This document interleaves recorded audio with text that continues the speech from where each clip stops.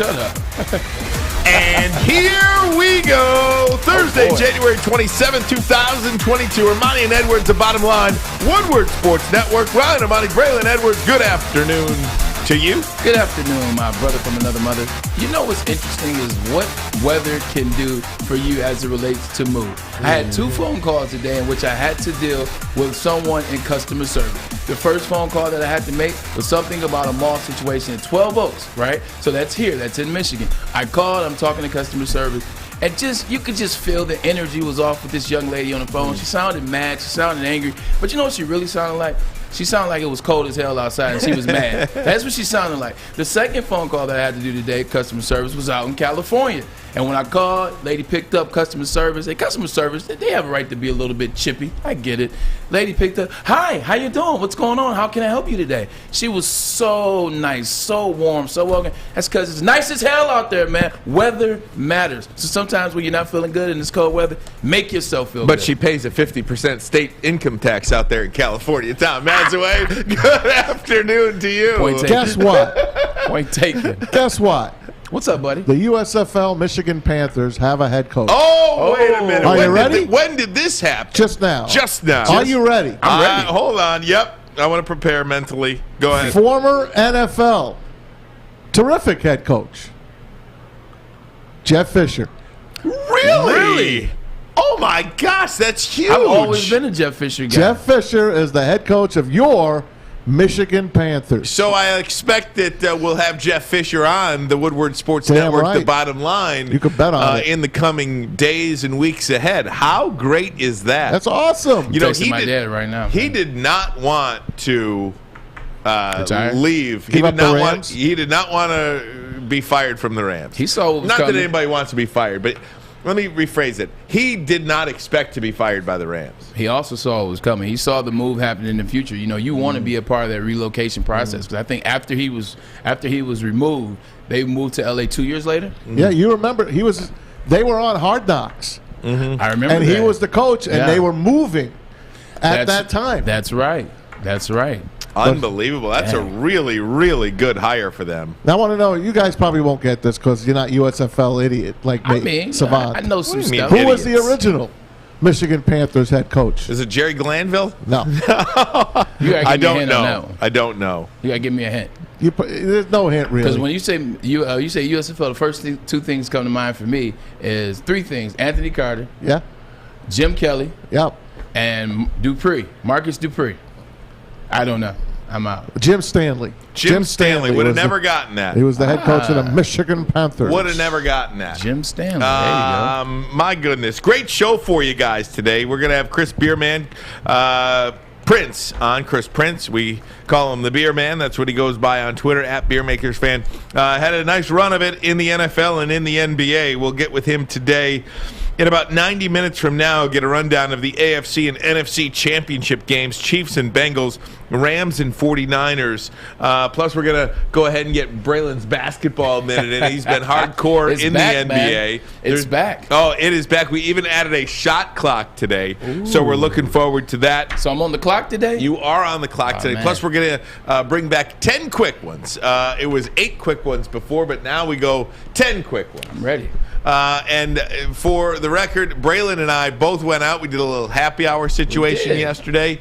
It was beautiful, beautiful oysters and a cocktail and a pizza roll. It's pizza roll. And a risotto and with you had sausage. The risotto with the sausage, oh, yeah. Ooh, it was, sometimes you got to get out there outside the workplace, you know what I'm saying, and relax, talk, kick it about life. You know, everything isn't work. Everything is, it doesn't have to be work. So good job by you, and it was a lot of fun.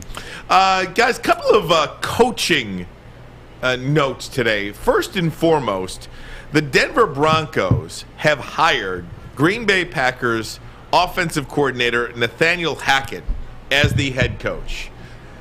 He's the first head coach hired, the first one off the market. This was a bit of a surprise to me just because I had not heard that name, but not a surprise in NFL coaching circles.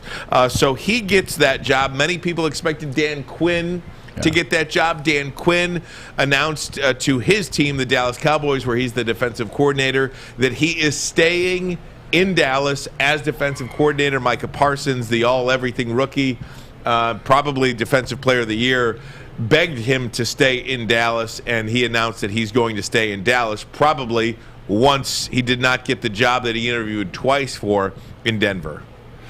Yeah, it's one of those situations where he's been there 3 years with the Green Bay Packers, 13-3. 13-3, 13-3. And I know people say that it's Aaron Rodgers. Well, before he got there, Aaron Rodgers was 6-9, 7-9, and 10-6. So he definitely, as well as Matt LaFleur, has made a big difference. The only thing I say to this hire, very similar numbers, coaching route, if you will, journey as Eric Bieniemy. And the only reason I bring that up is this: if Eric Bieniemy is going to stay in Kansas City, I don't mind this. If he had no interest in the job, then I don't mind this. But with that being said, if he is looking to leave Kansas City, if he was looking to throw his hat in the ring, like, you're talking about a guy that has been to the Super Bowl now 2 years in a row. He's been to the AFC Championship 4 years in a row. Eric Bieniemy would have been a solid, like what's the word I'm looking for, a no-brainer type pick. But with that being said, I had to throw that out there. It's not a bad call because everybody want to say that Matt LaFleur runs the offense. Nathaniel Hackett is a large part of what they have that offense and his ties to Tennessee as well, Jacksonville, as well as the OC. So I think it's a good hire. I think now you start the clock. And, Maz, you can talk about it. Now you start to wonder if what? If Aaron follows them, and Devontae Adams is a package deal. Last year they asked Aaron Rodgers about Nathaniel Hackett and all the rumors that he was going to go be a head coach, and Rodgers was like, well, I hope he don't go anywhere. Pause. Unless I do. That was his quote last year. So we'll see what happens this coming season. The Packers, all in unison, GM, coach, president, they all want him back. They all want Aaron Rodgers back, of course. And they said if he does come back, it is not going to be a rebuild because Aaron Rodgers has already said, I can't stay if it's a rebuild. The one thing I will say, just like say, Matthew Stafford said, I can't do another rebuild here in Detroit. Yeah, the one thing I will say about how Aaron Rodgers, as well as how the Green Bay Packers organization, how they're running the situation, they're doing a good job on both sides. You saw the friction that was after the season ended last year, after the NFC Championship game. You saw the friction, Aaron Rodgers. You saw the Jeopardy deal. He stayed away. And then you saw that carousel of February or January through August. This time it hasn't been that. Matt LaFleur's came out right. They learned from their – shout out to the little guy right there. They learned from their mistakes.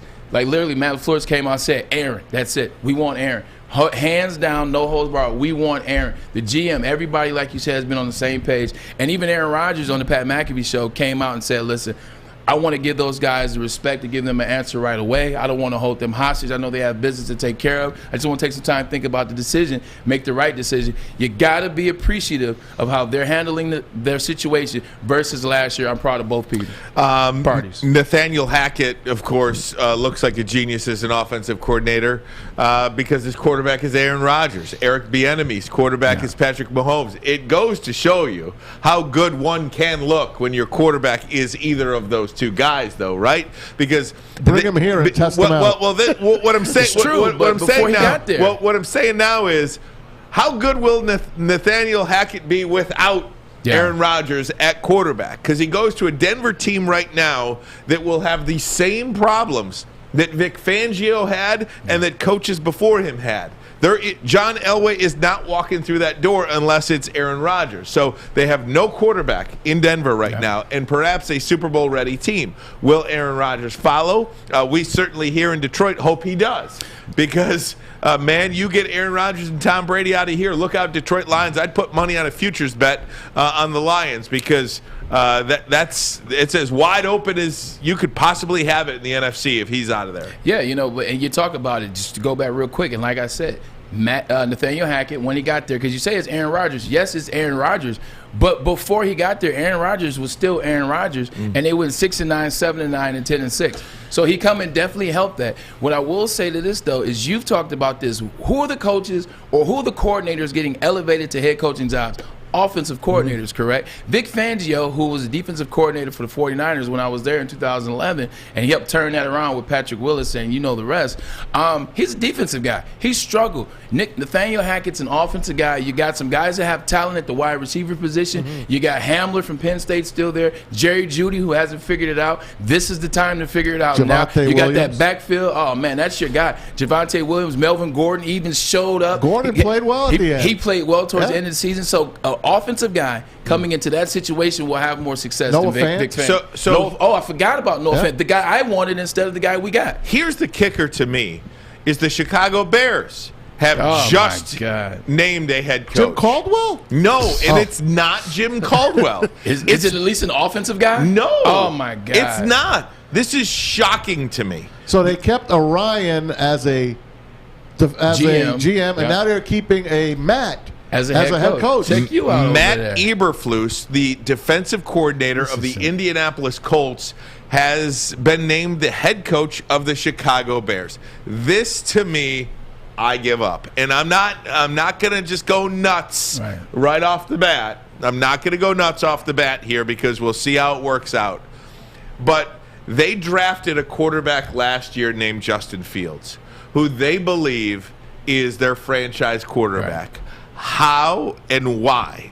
It seems like complete malfeasance to me not to hire a coach that knows anything about offense, that can put their prize possession, a person who they will invest all time and money and effort in everything into building a team around. How you cannot hire a head coach that is going to take your prized number one pick to the next level. I don't know what to say about this. I got to take a break. You guys weigh in on it next. Ermanni and Edwards. Woodward Sports Network, the bottom line. Fellas, football season is here. It's time to make your grooming experience easy like Sunday morning. Get to Lady Jane's Haircuts for Men. Walk in, relax, watch your favorite team play, and before you know it, your hair will be game ready. Get to Lady Jane's, open 10 to 8, 7 days a week. Walk in anytime. It's wicked awesome. Make sure you download the Woodward Sports app in the App Store and the Google Play Store today. Take Woodward Sports with you wherever you go and listen live on your phone or mobile device. SMA has been leveraging pro athletes and other notables for a decade against issues around mental health and substance use disorder. I actually have now been working with SMA for 4 years, so this is something that is near and dear to my heart, working with Sean Jordan.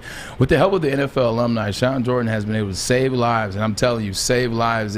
This is not an understatement or overreach. Save lives and take a stand against these issues. Soon coming to the Woodward Sports Marketing Agency podcast. This is the F word. F word standing for fentanyl. If you don't know about fentanyl, do your homework. FENTANYL. If you're struggling with substance abuse or mental health, they are here to help. We are here to help because we are in partnership with Sports Marketing Agency. Go to sportsma.com, thesportsma.com. Guys, a couple of head coaching news today. If you're just tuning in, the Denver Broncos hire Green Bay Packers offensive coordinator Nathaniel Hackett as their head coach. Will Aaron Rodgers and Davante Adams join him in Denver? Plenty of time to discuss that. But the Chicago Bears, in to me what is a stunning hire, they hire the Colts defensive coordinator Matt Eberflus as their head coach. Good defense in Indy, but they got Justin Fields in Chicago. The guy for that job, Jim Caldwell, I'm glad he's not going there because I want Jim Caldwell to get the Jacksonville job. Better situation. Yeah, I just don't want him to be in the Bears. I don't want him beating our ass for the next 5 years. But besides that, I think the man in Kansas City, the offensive coordinator for the Chiefs, Eric Bieniemy, would have been the choice for the Chicago Bears and taken that kid under his wing. Now with Patrick Mahomes, obviously, I thought that would have been the move for them. But they make a left turn. I don't get this hire myself, but what do we know? We don't know how Nathaniel Hackett's going to do.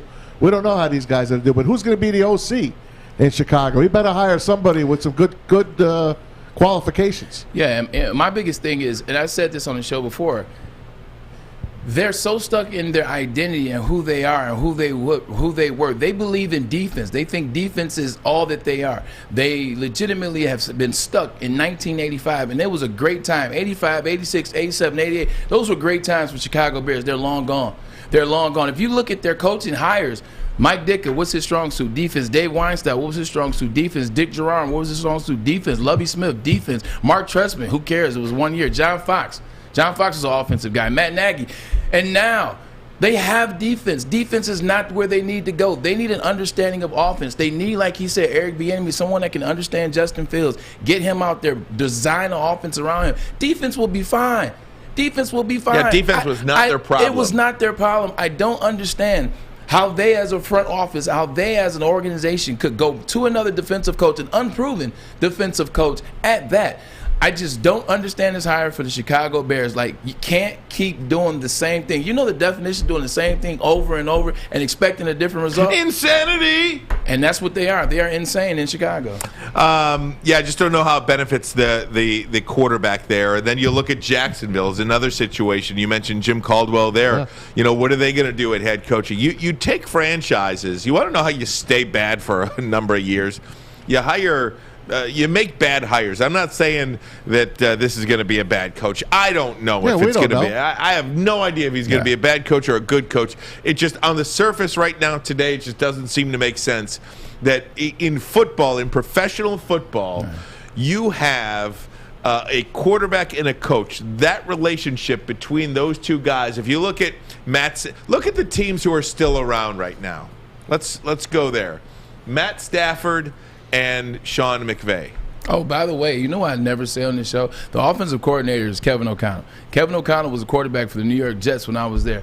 All he ever did was break down the offense. He was amazing when I was in New York. San Diego, I think he's out of San Diego State. He was amazing when I was there, man. He always, like, working with him, it was great to see his understanding of offenses. I would always play scout team sometimes because I would like to get extra reps. Because when you're in practice, you only get so many reps against Darrelle Revis, against Antonio Cromartie. So in order to get better, I would take scout team reps so that I can get that rep against Cromartie, so I can get a rep against Revis, so that I can get better, hone my craft, hone my skill. Kevin O'Connell and I can't think of Eric's last name, Eric Ainge, Tennessee's quarterback back then. They would legitimately run the show, and just playing with Kevin and watching his mind work, I knew he was going to be damn good. Where's he at now? He's the offensive coordinator for the Rams. He's wow. He's Kevin O'Connell. He's the offensive coordinator for the Rams. He'd be a good guy to pillage for the Bears. I'm telling you, like, watch him work a couple more years. But yeah, I always knew he was going to be that way, and I never give him credit. I always forget to. Had to throw it out there real quick. I do think this is a copycat league, the NFL. Yeah. And if you look at the four head coaches right now, currently in the Final Four in the playoffs right now, Andy Reid, Zach Taylor, Sean McVay, and Kyle Shanahan. What are those four coaches? Offensive gurus. Yep. Offensive coaches. And I'm surprised that the Chicago Bears chose to go the defensive route with a head coach. Just because you have a defensive coach as your head coach doesn't mean that you're abandoning your offense. No, obviously they know they need help. Yeah, there's no question about that, but still, the idea that you're putting your quarterback in the best position to succeed, we talk about it all the time, right? It's not that this guy's a bad coach at all. Maybe he's a really good coach. How old's Eberflus? 51 years old. And Jim Caldwell's what, mid-60s? 67 years old. 67. Is he a good coach for the current situation? The coach is no different than a player. If Braylon Edwards goes to the Miami Dolphins, maybe he's a Hall of Famer. But he went to the Cleveland Browns. It's a bad situation. He's traded 4 years later. That situation's been tough too. But you know what it is? Same thing. You get I know. I was being funny. Is this situation a good situation for the coach and the team? I don't think so. The thing as it relates to offensive coordinators or offensive mind coaches versus defensive mind coaches is, because I've been in a couple situations with defensive, actually gurus, and I'll talk about it. Offensive coaches know both sides of the ball. They know the offense. They know the defense as well because they know what they see. They know what they go up against. They know how to break it down. And it's a little bit easier to break a defense down as an offensive mind as opposed to a defensive mind breaking down an offense. I was with Romeo Crennel. Romeo Crennel is one of the best defensive coordinators of all time. Defensive coordinator for your team. I know that. The 80s Giants. Well, Belichick was. Well, I mean, he was on the staff. Yes. Right. He coached linebackers and outside linebackers. But he was on that staff. My apologies, man. Way to correct me. He never came to the offensive meetings. Didn't know offense. Didn't care about offense. Braylon? Never. He never would pop his head in because he didn't know about offense. He didn't care about offense. And that's how most defensive coaches are. Sexy Rexy. Oh, I forgot to do the impression. Like, what are you guys doing there, man? What's going on here in this offense, man? No, but then you have Sexy Rexy. Sexy Rexy. That's my guy. 2 years back-to-back AFC Championship losses, but still had appearances. Rex never came to offensive meeting. Rex is a defensive guy. His father's a defensive guy. His brother's a defensive guy. Knew everything about the defense. I wish he would have coordinated more, but whatever. That's another story. Never came into the offensive meeting room. When you don't see that from a head coach, you kind of forget about the head coach until game day, until the full team meeting room. That's why you see success. Offensive-minded coaches have more success at the head coaching spot versus defensive-minded coaches, especially now. Especially now. This guy had to have killed the interview. I mean, they had a bunch of guys in there. I haven't heard his name ever. I don't know him. Or he pulled out a gun during the interview, something. But they didn't let him go. They hired their GM yesterday. Today they hired their coach. So they obviously had an idea. Let's put the elephant in the room out there. What was a conversation piece a week and a half ago, 2 weeks ago? There's one black head coach in the NFL. There's 2 coaching hires in 9 spots right now. Both went to white men. I do believe, though, the Chicago Bears hired a black GM, so he goes with a white head coach. Now, what does that mean? I don't know. But the Vikings hired a black black GM too. I think that's a good start. I will say this too: as more and more teams go the offensive way, something to keep an eye on. Because I do think Matt Eberflus is an outlier here as a defensive head coach that's hired. I think more teams than not will choose offensive guys. Byron Leftwich will get a job. He's in Jacksonville. Let me tell you. Well, before you say that, what I will say, just remember what you were saying now. Yep. Commented on what you say is because I agree with you, but we don't want to make this about black and white. For those listening, watching at home, we're not making it about black and white. What we're making it about is black coaches that are way more qualified than the coaches that were hired. That's more so what we're saying. They just happen to be black. Kyle Wills more qualified, Flores more qualified, etc. So it's not about black or white. It's about they're more qualified than the guy that came out of left field, Eberflus or took a deuce. I don't know what his name is. He might have took a deuce. But look, I am not that guy either to start going black and white and all this stuff. But I do think in a league that's 75% black, that there's one head coach out of. Don't tell me there's not more black qualified candidates to lead an organization. One in every 15 teams. That's all I'm saying. I agree with you. Now another way, as you know, the Eberflus kind of blew up my defensive thing. I went back this morning and I looked. Do you know how many offensive coordinators out of 32 teams are black? Offensive coordinators, 8. 2. I tried to go. Leftwich and Bieniemy are the only 2 black offensive coordinators. How many black defensive coordinators? A lot more than 2. That's because we're aggressive. Well, I mean, I'm just saying, like, when you look at talent pool in terms of the offense, and if you're going to go with an offensive coordinator, you know, that's an area that I think we talk about head coaches. How about elevating some offensive coordinators as well, because I do think that is a specific job within an organization where it seems to be, not so much so far in Eric Bieniemy's case, it should be, but a natural progression to head coach in the NFL. Eberflus was in Jacksonville as well, interviewed there, and like you said, I think the leader in the clubhouse there right now is Byron Leftwich. But where does now Jim Caldwell go? He came from Miami. Remember, he was assistant head coach, and then he got sick. So maybe Miami is the place for Jim Caldwell if he is to get back in the NFL. Speaking of this, let's talk about GMs, let's talk about hires right now. When David Gettleman got hired, I believe Louis Riddick was number 2. I think in terms of like who was going to get hired, I think it was between Gettleman and Louis Riddick that was going to get hired.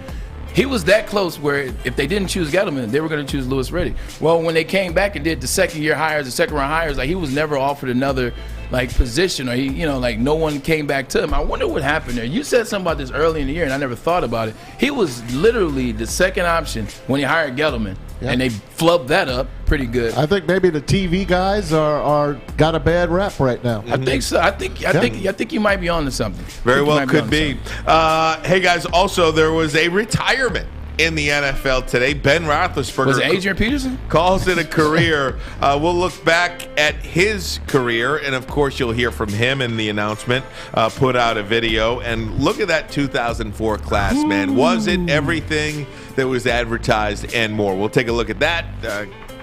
Lots to get to on a Thursday. Ermanni and Edwards. Woodward Sports Network, the bottom line.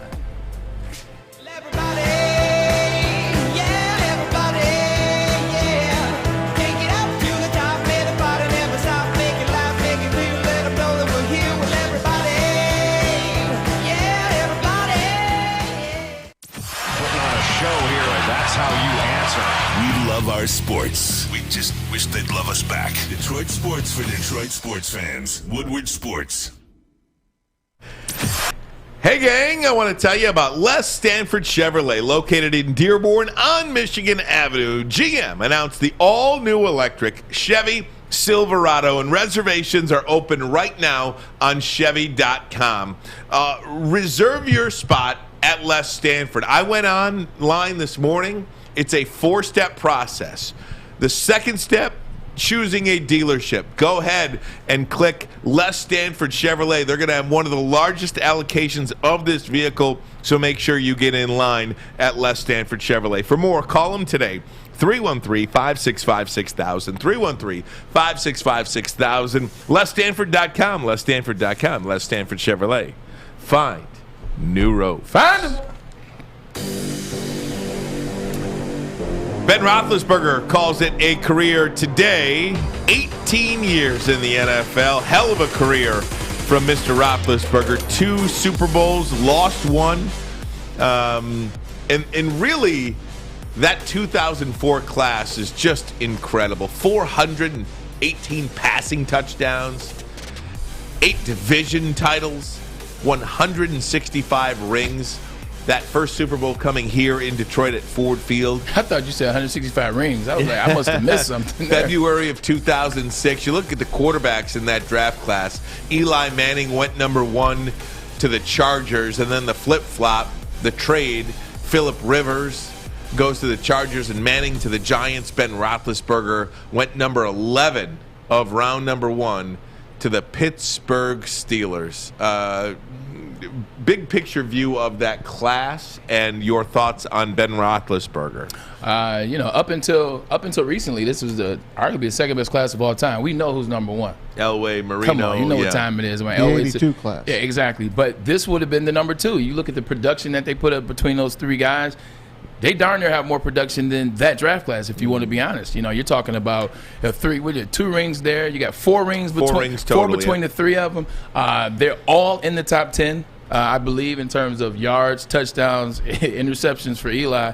But just an amazing class. They had success, and they did it well. And when you think about that era of football, 2004 to, let's just say, when these guys retired, a lot of highlights from Phillip Rivers, a lot of highlights from Ben Roethlisberger. I mean, hell, he made the playoffs this year. You saw he was struggling all season, but somehow he and his team, they willed to have the playoff. They willed to get there. And then you look at Eli, what can you say about Eli, man? And you can argue, but you really can't. He's a Hall of Famer, 2 Super Bowl rings, 2 Super Bowl MVPs, 2 of the best moments in Super Bowl history.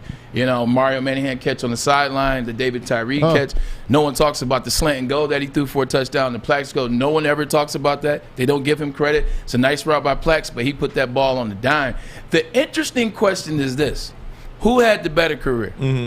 I got one before you even get to that. All right, I'm here for it. Who should go in the Hall of Fame first between Eli Manning and Aaron Rodgers? Well, they're not retiring. If they both retired this year? Yeah. Because Eli, this is the first year he's missed, so let's say Aaron retired, so he literally be a year behind. It's not even it's Aaron Rodgers. It's not even close. It's Aaron Rodgers. You don't think it's close? It's not close. I don't think it's close. It's not close. 2 Super Bowls with the Giants. Here's the thing. Beat the Patriots, an undefeated team. But did he beat the Patriots or did the team beat the Patriots? Yeah. He doesn't have good stats. The team. In either one of the Super Bowls, he doesn't have good stats. If you take those 2 Super Bowls, which I know you can't, I know you cannot do that. So it's a hard if type game. Right. You take those 2 Super Bowls off, he has not had a Hall of Fame career. He has a bunch of empty stats. He has a bunch of empty calories. And that's where it's so tough to place Eli. You take those 2 moments, forget the win. Take those 2 moments off, they lose. It's like he went 6 years in between playoff appearances once.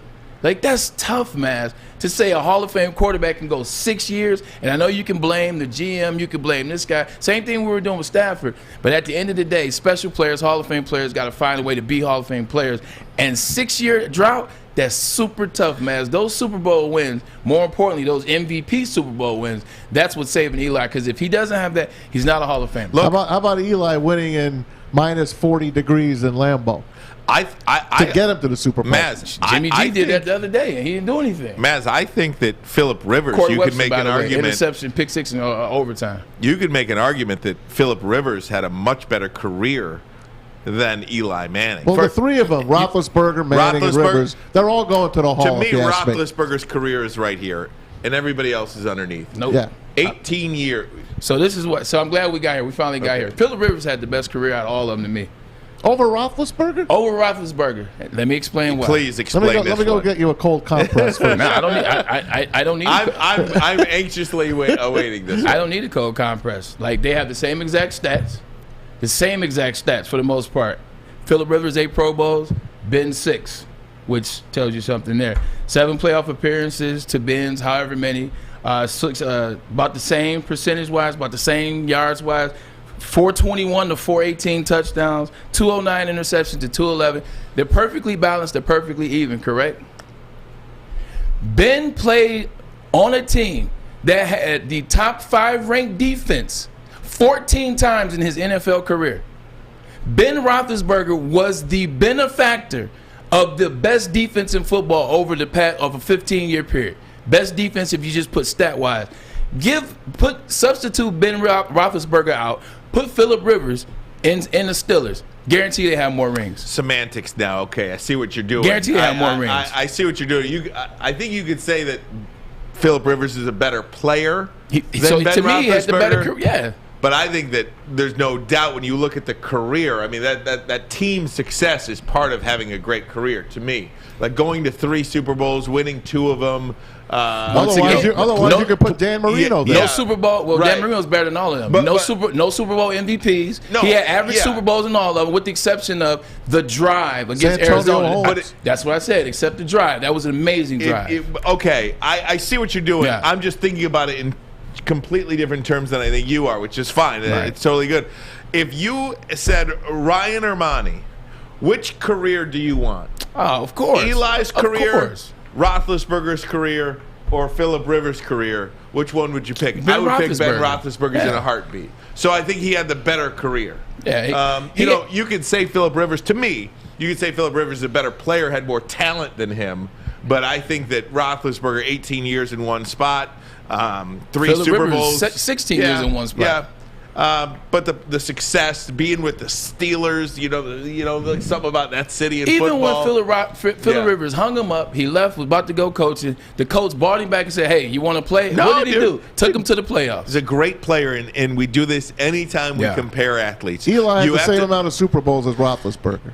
Just put that for you. No, that's correct. He also has 10 less playoff appearances. I just think I think Ben Roethlisberger, as much as I think he's kind of a despicable human. Right. I think he was. Maybe he's better now. Yeah, maybe. Perhaps you cannot deny his ability and what he did on the field. I played against him in Miami of Ohio. I played against him. I saw it. Just a winner. He had 385 yards passing as a redshirt freshman. So I get it. I definitely understand his talent. I believe it.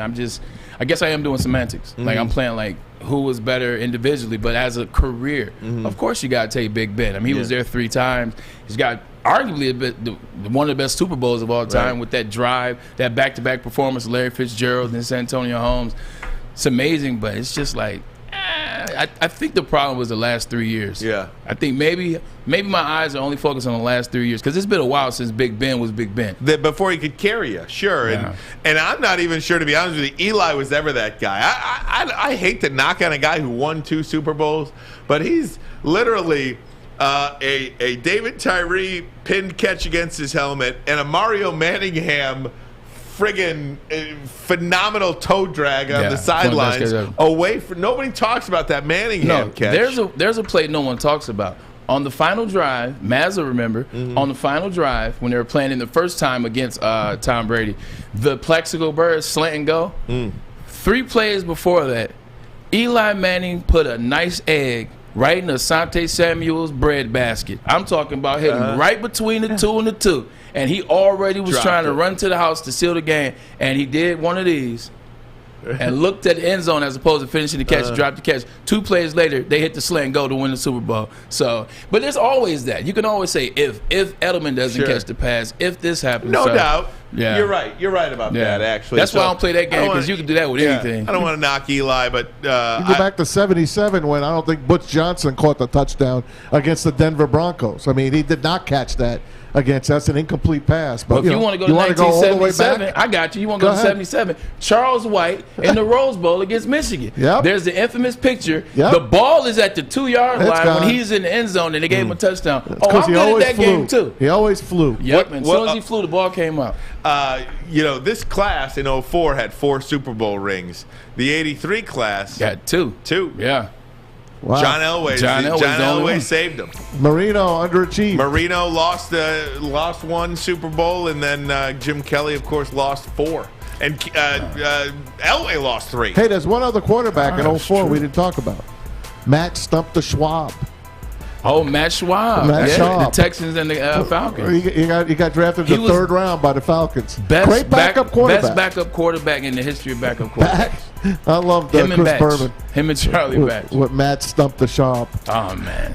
Hey, guys, we're going to stick with football next. Rob Gronkowski says he'd retire if he had to choose now, but 3 weeks from now, if you ask him, maybe he'll change his mind. He's not sure what he wants to do. I want to ask Braylon next, what goes into deciding on whether or not you want to hang it up or not? Sometimes the game hangs it up on you, but I want to talk to Braylon, get your thoughts on that coming up next. Ermanni and Edwards. That's a touchy subject right there for me, man. Woodward Sports Network, the bottom line. Okay, you thirsty little spin goblins. I want you to pedal into the next dimension. Spin it! Spin!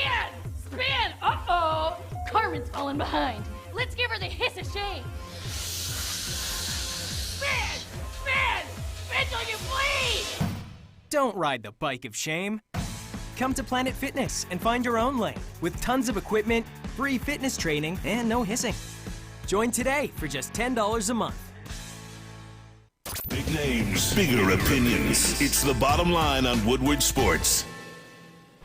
Hey, I know a lot of people out here, they do what's called the Cleanse January. I was a part of that for a while. They do the Cleanse January. If February 1 hits and you're looking for a new type of alcohol to take over, you know what I'm saying? Something more healthier, something a little more fresh, a little more refreshing. Gypsy Vodka is the alcohol/vodka for you. Gluten-free, Michigan's own. Got to support the home state, baby. Michigan's own Out of a Mic, Michigan State guys, they got it right with this one. 50 formulas went into making Gypsy Vodka, and on the 50th time, they achieved excellence. Corn distilled 6 times with using artesian spring water. Amazing product, amazing stuff. And also, look at the bottle design. If you're watching at home, the bottle design is amazing. It's one that you will finish and then keep on yourself, kind of like you did when you're in college in the dorm. Check this out. Go to your local liquor store and ask for Gypsy Vodka. And when you get there, tell them I sent you. You may get a discount, you may not, but it never hurts to try. But if you're going to drink, always remember, drink responsibly. I'm in apartments too. I'm in dorms. Hey, before you ask Braylon that your next question, I want to ask everyone here in Detroit, who's got the better coach? The Lions with Dan Campbell or the Michigan Panthers with Jeff Fisher? Well, again, look, I mean, that was the longest. You can't deny this guy's been a coach in the NFL for over 20 years. I mean, you don't get that kind of knowledge, that kind of expertise. And was an inch away from a Super Bowl. That's right. What do they say in Castaway? They lost it by 1 yard. 1 yard they lost it. Well said. Yeah, right. I don't know. I mean, Jeff Fisher's a great coach. Yeah. And his name alone will bring some excitement to this Michigan Panthers. Too bad they play in Birmingham. Yeah. They play in Birmingham? Where are they going to play? Not this Birmingham. Yeah, Birmingham, Alabama. Yeah. It's a bubble. The USFL is a bubble league. Oh, get out of here. Yes, all 8 teams will be playing at Legion Field and UAB's home field. That's dumb. You don't like that? No, I hate well, that. maybe next year they'll break out. They'll branch out as, COVID. Right now it's the first year it's COVID. It's COVID. I think they're trying to figure it out. But it's Jeff Fisher. It's not even close. And it's actually an unfair question to Dan Campbell. He's trying to figure. I like Dan Campbell. No, it's a great question. Wrong. He's trying to figure it out. Jeff Fisher, like you said, been to Super Bowl. You had a lot of success with the Rams as well. It's kind of tough. Ryan had no idea about the USFL bubble. I didn't. I was thinking maybe they'd play at Ford Field or something. You liked when I said Birmingham? You thought they were going to be right here in our backyard? Birmingham. He's like, what's over here? Birmingham. Amazon? What are you talking about? Work it. See you guys, I want to play this for you first and foremost. This is Ian Rappaport talking about Rob Gronkowski, who pretty much said if you forced him to pick now, he would choose retirement over coming back. But that may change a week from now, 2 weeks from now. You just never know how you feel. It's depending on Brady, too. The immediacy of the season being over might lend the decision to lean one way now, but you never know in the future. And, of course, yes, Tom Brady, all that good stuff. Here's Ian Rappaport, NFL Network, talking about Gronk's decision. Yeah, Gronk is talking to TMZ. Good get by TMZ. Did not see that coming. Talking about how his decision to retire, and basically, as Gronk told them, if I had to make the decision right now, this very minute, I would probably walk away. He said sometimes he gets at this point in every season, and he says, you know what, my body's been through so much, maybe it is time. Then he takes a break, and he says, actually, I got a little more. So Gronk has not made a firm and final decision yet, but it's pretty clear the retirement is a very, very real possibility. I mean, he's been through so much. He's already retired one time. Could he retire again at 32 years old? And considering what he's been through, he might. But, Mike, there's a huge caveat here. We don't know what Tom Brady's going to do. And Gronk has always said very publicly that he's not going to play for another quarterback besides Tom Brady. So it is pretty clear that Gronk's decision about whether or not to come back is at least tied to whether or not Brady comes back. And the greatest quarterback on earth has left that open, but just judging for his comments, it seems retirement, pretty strong possibility for him as well. And really, that's the point, right? I mean, we're all waiting to see what Tom Brady does before anything. And I think Tom Brady comes back if he and Gronk. Conversely, I don't think Tom Brady comes back without Gronk. By the way, yeah. Anybody? I mean, no. Rob Gronkowski is what's essential for Tom Brady to win. Rob Gronkowski is the guy that in the red zone, he's only going to him. In crunch time, he's only going to him. He likes the smaller slot wide receivers, such as the Edelman, such as the AB. In the beginning of the field, coming out, as we call it, the 20 going out. But Gronk's the guy. Gronk's the guy for him. And I think that's why you see Gronk's kind of like he's like that because he's trying to not say what Tom might be thinking. And not it's a package deal. So I think he's mums the word, but it's also Rob Gronkowski. You never know. Remember, Tom wouldn't pull his butt out of retirement. He said, look, man, I need you down here. It's warm. It ain't nothing like up there at Gillette Stadium in Foxborough. Way more lax culture right here. It'll be fun. Come play. I'll win you a Super Bowl. He came out. That happened. That's done. Like, he's like, whatever time. Like, I think he could, even if Tom comes back, Rob might not come back. I think they both come back, and they can try to win another NFC championship. The NFC is still wide open. It's not the AFC with all those great young quarterbacks. You got the NFC. You got some aging quarterbacks. You still don't know what Aaron Rodgers is going to do. I think Brady chills, and why the hell not come back? He still looks good. They're going to revamp the offense. They got to add another receiver. Chris Godwin's a free agent. There's stuff out there still. I think they both come back for one more year. But that's what that's what the interesting thing is when you look at that Tampa Bay Buccaneers team. There's a lot of people that are up to get paid. They got a lot of money issues that they got to worry about going into this offseason. Chris Godwin not only is up for free agent, he tore his ACL at the end of the season. AB, we saw how he did. He did his farewell and walked off the field. So there's a lot going into that decision to come back. It's not like you're just coming back to that because we don't know. Ndamukong Suh, JPP. We don't know with Shaq Barrett if he's getting paid. Like, it's a lot of guys that got to get some coin or figure some things out. And they were the first team ever in the history of the NFL to come back, where all 22 starters came back to see if they could run it back. That doesn't happen every year, and I think maybe if you're a player, maybe you do that one time, but you certainly don't do it two times. Now, I wanted to ask you, as far as whether it's Brady or Gronk, come back for one more year. It sounds great to you and me, but we're not the ones that have to do the work. We're not the ones that have to do the diet and the weight training and the lifting and the cardio and keeping your body in shape. The work that goes into being a professional football player is something that I'll never understand. I'll never have to go through. I'll never pretend to understand what that's like. But that sounds like, to me, a lot of work to have to get your body ready. Talk to me about that decision that you've seen so many players have to make, whether you're going to come back for another season, whether you're going to try to hang on, play, or sometimes, in most cases, I'd say, the game retires you. Yeah, man, it's a tough one because most football players are professional athletes. That's been the goal. That's what you've wanted to do from the time that you were young. Everybody dreams that way. We just happened to be able to do it. That's the goal. When I was at Michigan, now I had good grades. I was able to go to class and take care of business. But I was football all day, every day. I was thinking about, the NFL draft. I was thinking about Big Ten championships. And you just keep going up another level. It's football, it's football, it's football, and it's only football. So then you go get drafted first round. I go through all that. I go through the 2 FC championships. When I tore my meniscus in 2011, I had a botched surgery. I had a bad year in terms of playing hurt because I wanted to get out there. I'm no longer, I'm still starting. I still started that year, but my knee is messed up. I'm trying to play. I'm playing hurt. I get cut at the end of the year. Fast forward to Seattle, my knee is still hurting now. Now it hurts worse. Now I'm taking, orthovis shots to play, once every, I think, 4 weeks. So once a month, you take an orthovis shot to play, and it hurts like hell. You're playing through that, and now you're third string wide receiver. You're playing a lot of red zone stuff, and it's like, damn, what happened? Like, what's going on? But you're still not realizing that you're hurt. You're still not realizing that you're injured. Came back 2013. I was in Jets training camp and got hurt again, tore my ankle up a little bit, tore some ligaments in my ankle, tried to rehab through it, was released, was let go. I rehabbed in Miami up until 14. You know what, Ryan? I finally looked up at 14 in Maz. I said, it's even though I know I have an agent, even though I know people are like, where is he going next? And I got family that support me. I said, man, it's it. I said, I'm no longer the Braylon Edwards I was in the AFC Championship game, the 80-yard touchdown. And it's sad. I cried. It was like that self-realization, like, you know what?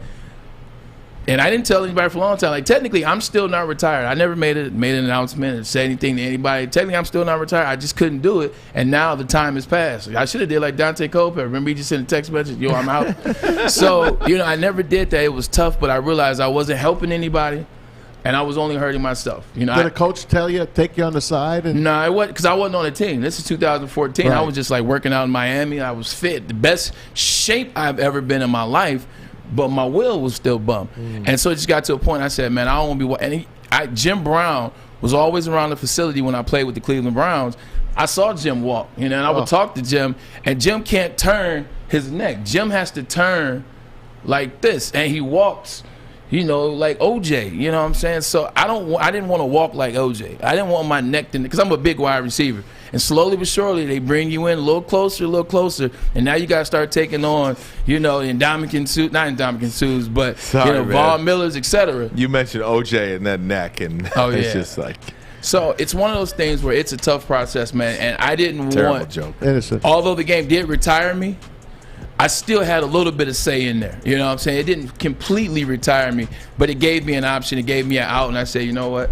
I'm going to take this out because there's more to life. But shoot, when you're done, I was 33, 34. What the hell? I'm young as hell. That's right. That to me is... Just look at Tom Brady. You would think Tom Brady, we've been hearing about his name 21 years. You would think Tom Brady was 60 or 50. Tom Brady's 44. My age. I mean, he's a year older than me. He looks 36.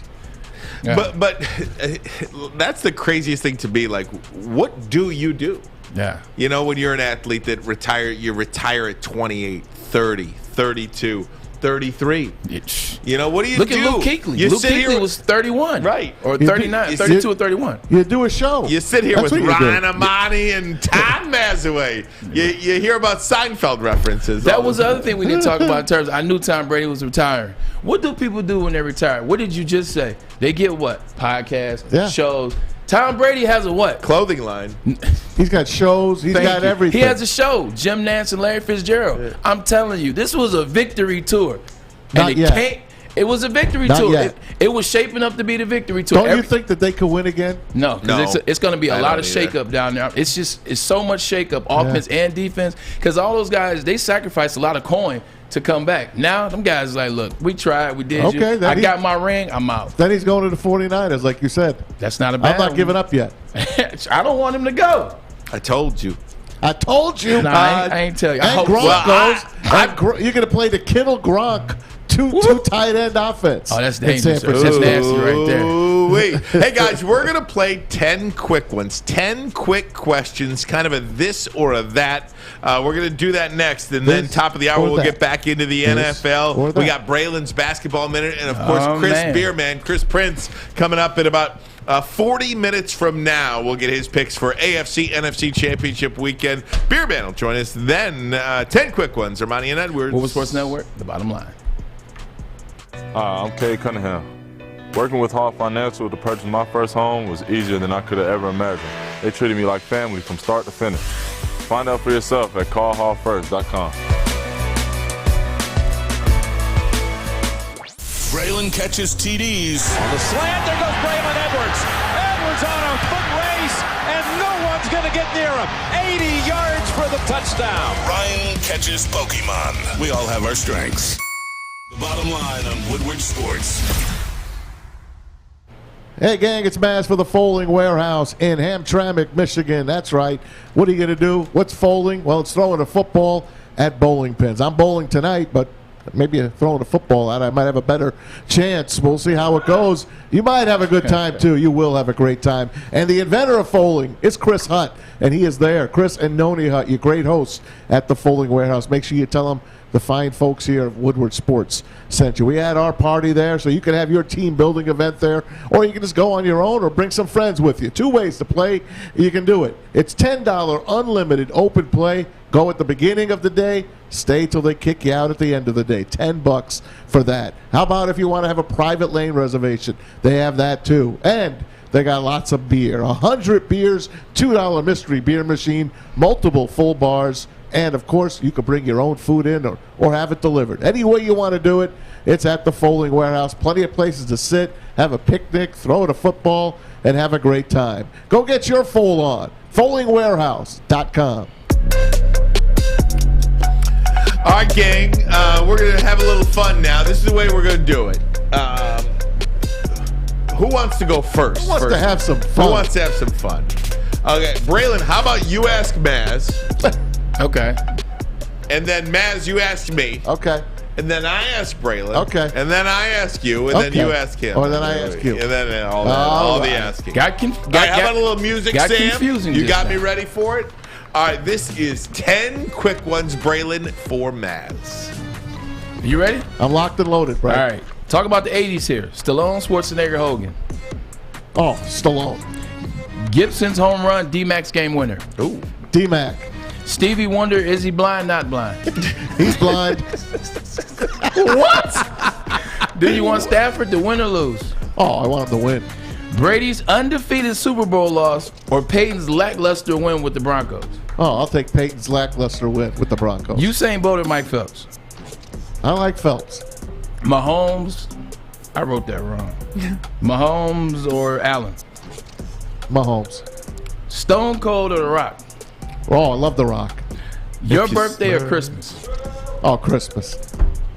There you go. Ding, ding, ding, ding. Dinger, dinger, dinger. All right, Maz, let me have it. All right. You ready, Ryan? Yep. Burger or hot dog? Burger. Ooh. Well, I should have specified that. Add a Coney. Coney. No, add a Coney, Oh. a burger or a hot dog. Burger still. Okay. Caesars, Little Caesars, or Jets? Jets. Coke or Pepsi? Coke. Bad Boys Pistons or Going to Work Pistons? Bad boys. I almost had that question. JV or Max? Oh, what a question. I can't believe this question, but I'll go with Justin Verlander. Oreos or Chips Ahoy? Oreos. They get your teeth black, though. Yeah, that's all right.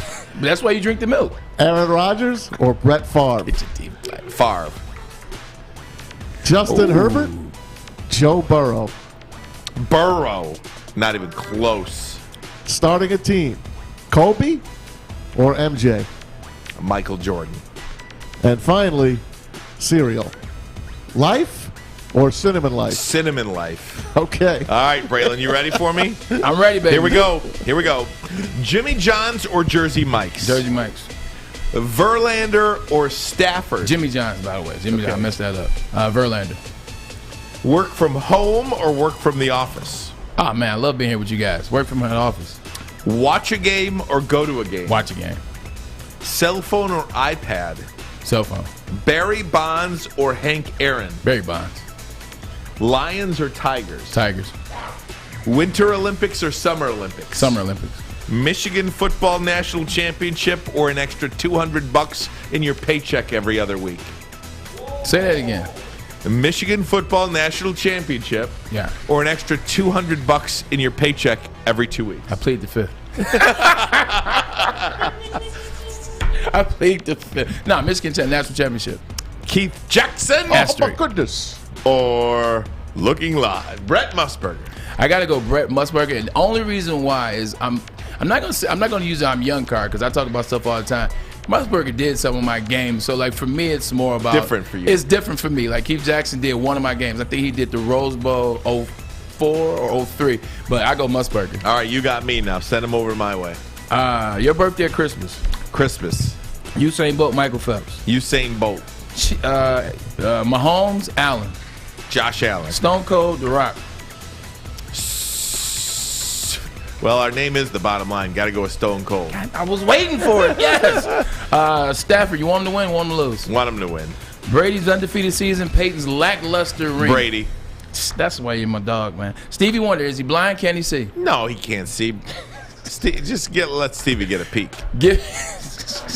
Gibson's homer, D-Mac's goal. D-Mac. Well, let's be honest. Ooh. Yeah, D-Mac. I know you're a man. Tigers guy Look, back then. It's one of my first memories of my life. See, but Gibson. so okay. I gotta be honest. But weren't you at Max? No, I was. I was downtown with all my buddies watching the game. I was there. Watching It's Max. different when you're there. Yeah. I'm looking at this Stevie Wonder, blind and I'm blind. Stallone, Schwarzenegger, Hogan. Stallone. Keep Jimmy, keep Trey. That's the one I didn't give you. Keep Jimmy, keep Trey. Keep Trey. I didn't give you that one. Keep Jimmy, keep Trey. At least Trey, you got. I don't know what Trey does. At least Trey, you got a chance. You have no idea what Jimmy G. You know what Jimmy G is. I'll take Trey. You know what Jimmy G is. Yeah, he is what he is. He's also cheap. So is Trey. He's on a rookie deal. He's been to 2 Super Bowls. If they win. It's just a good question. Great question. Because think about what you could get for Trey. Right. 2 first-rounders and a player, first and a second, couple good players. Why would you get that when he hasn't even proven yet? Because he just was drafted in the first round last year. Hey, can I change the answer? Stafford got 2 first-rounders. He was year 12. Can I change the answer? If I'm starting a team, I'm going with Mahomes over Josh Allen. I mean, I think Allen. I'm sorry, you locked your answer. No, I know. I pick Allen because, this is 10 quick ones. I mean, it's a friggin' Buffalo Bills. Nobody circles the wagons like the Buffalo Bills. Nobody. All right. So now I asked Braylon. I asked you. Oh, did you? Yeah. And then you asked Braylon. Here we go. Ready? Yeah. Jimmy John's or Jersey Mike's? Wow. Jersey. Verlander or Stafford? Stafford. Work from home or work from the office? Home. Watch a game or go to the game? Screw you. Be at a game. Cell phone or iPad? Cell phone all day. Bonds or Aaron? Yeah, we know that. Come on. Hammer and Hank. Hammer and Hank. Lions or Tigers? Lions. Winter Olympics or Summer Olympics? Winter. I love hockey. I would give the Winter Olympics 1. That was 94, Lillehammer. Love the snow. Michigan Football National Championship or an extra $200 every 2 weeks in your paycheck? So I'm picking up $400 a month? Yes. 4,800. Got to take the money, right? I'll take Michigan winning the championship. I appreciate you, man. I'll give you my 4,800 that I'm taking. Just give me half. Keith Jackson? No, Keith Jackson. Yeah. Whoa! Oh, my goodness. Now you ask Braylon. Braylon, if you're at a Coney Island, are you ordering a hot dog or a burger? Loose burger. All right. Caesars, Little Caesars or Jets? Jets. Coke or Pepsi? Coke. Bad boy Pistons or going to work Pistons? Bad boy Pistons. Man, I'm the only one taking going to work Pistons. I'm Isaiah Thomas junkie. JV or Max? JV. Orioles or Chips Ahoy? Or Orioles. It's not even close. Aaron Rodgers, Brett Favre. Brett Favre. Justin Herbert, Joe Burrow. Burrow. Kobe or MJ? MJ. Wow. See, that's a tough question considering what yesterday was. That's the only reason why I paused, but MJ. That's why I put it in there. Yeah, that was a damn good question. Cinnamon Life cereal or just plain old Life? Neither. You don't like Life cereal? I abstain. I know. What kind of cereal are you eating over there? How about Trix or Fruit Loops? Oh, there we go. Fruit Loops. Cinnamon Toast Crunch is my favorite. You see how you set us up? Cinnamon Toast Crunch or Cookie Cinnamon Toast Crunch. If it's cereal, yeah, it's Cinnamon Honey Toast Crisp. Hey, Golden Grahams is my favorite though. Golden Grahams is good. Oh my god! Right out of the box. Yes. My mom used to put them in a little Ziploc bag. I didn't even have meat. I just eat them all day in school. All day long. Yeah. Hey, gang, hope you liked it. We'll do man. that again. Just gives you a little insight into our opinions on things. How about the people in the chat, the guys that are watching, people that are listening, girls, you guys are out there paying attention, listening to us. How about you guys come up with some questions Here's one that you for want us to ask? Here's one for you, Braylon, from Steve Moran. Steve! Ask Braylon, Edwards, Nintendo, Sega, or PlayStation 4? Easy. You said or PlayStation 4? Yeah. That one's easy, man. Nintendo. You going with Nintendo? Me too. I'd go with Nintendo too. I would take Super Nintendo. I mean, I take Super Nintendo. I take Super Nintendo. I mean, there's games on Nintendo is the deal. What do you play now? Nothing. I'm grown. I don't play. You don't have any games. You know what I do? Here's I one for have you. a system, but it's for like when my boys come over, they want to play. So what's the system? Xbox 360. PS5. I've been in line for 2 years. You still don't have a PS5? Nah, I don't. I don't have any of those either. Yeah. Hey, how about this one? Nancy Kerrigan or Tanya Harding? Tanya Harding.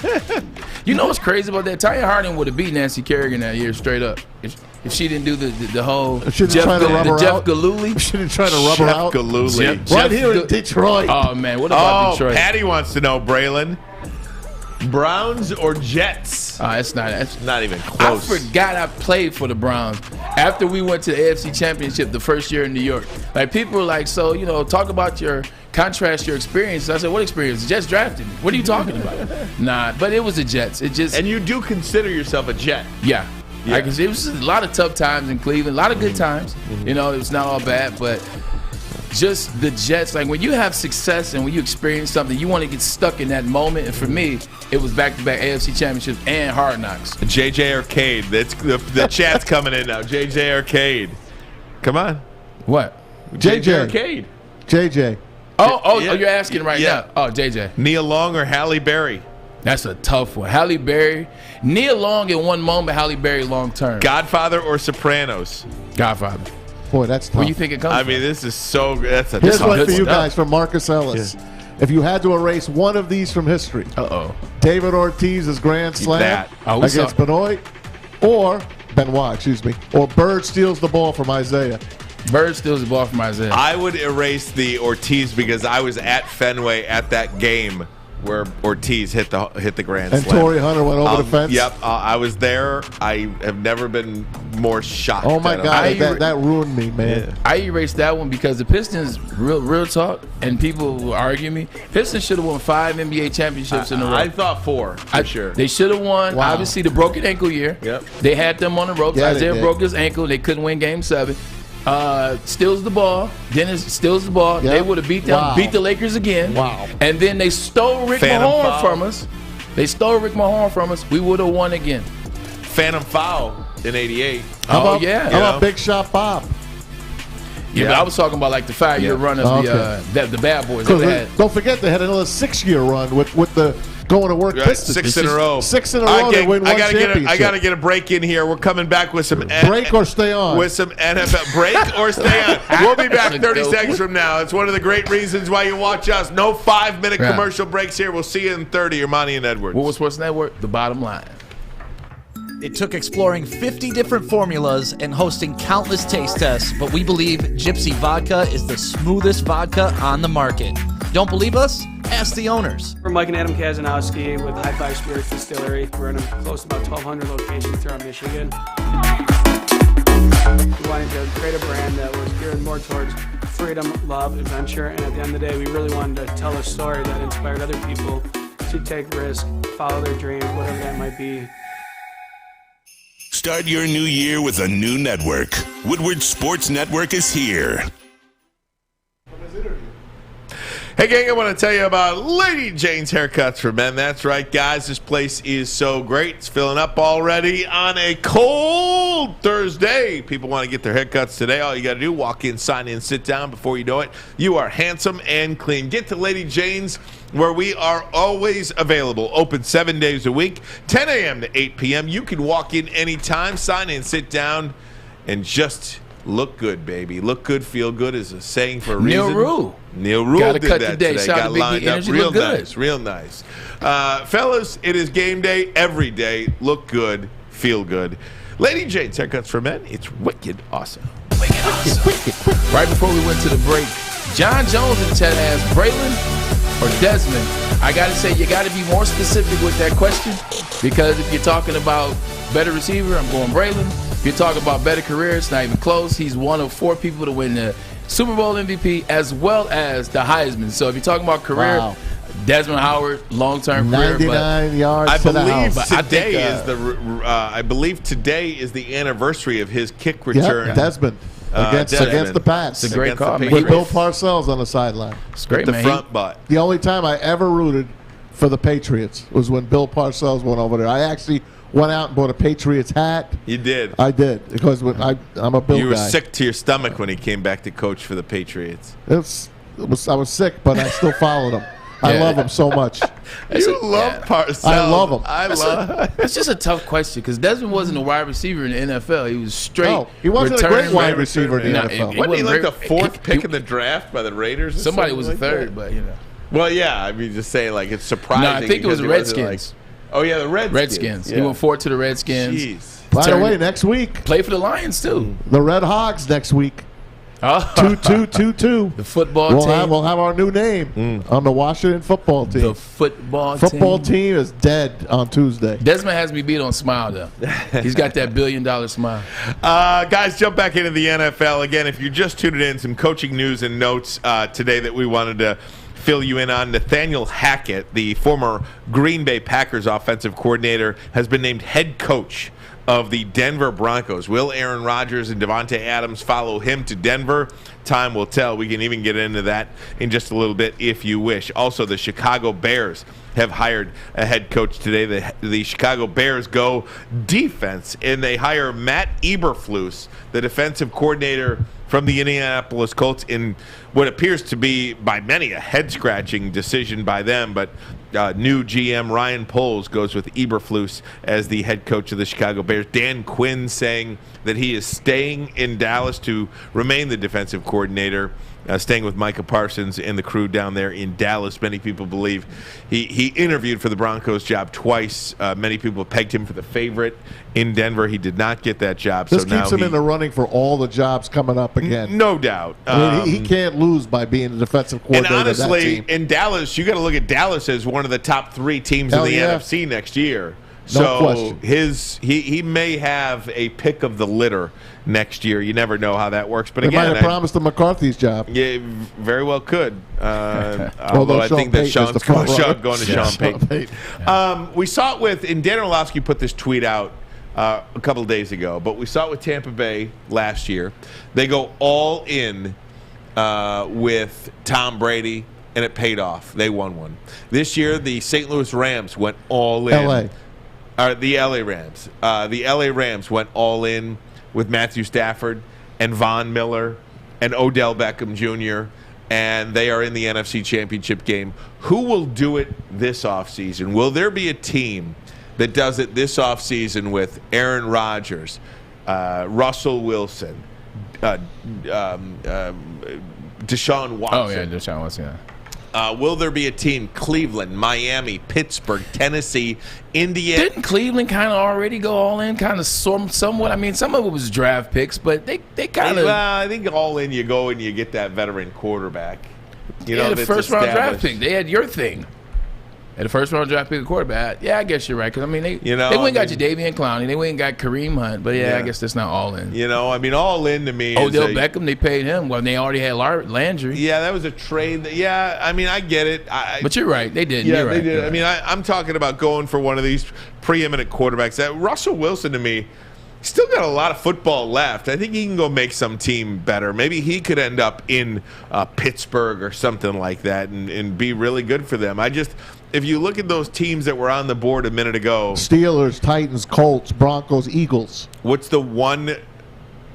How about the Eagles? The one outlier there is the Philadelphia Eagles. Every other team is in the AFC. 3 number 1 picks. 15, 16, Do you 19. stay with Jalen Hurts, or do you make a deal and get a veteran quarterback? Somebody like Russell Wilson? Yes.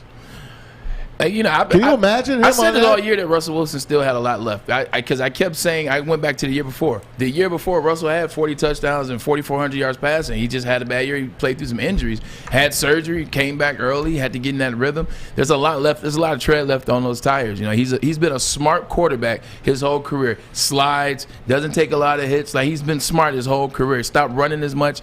So there's a lot left.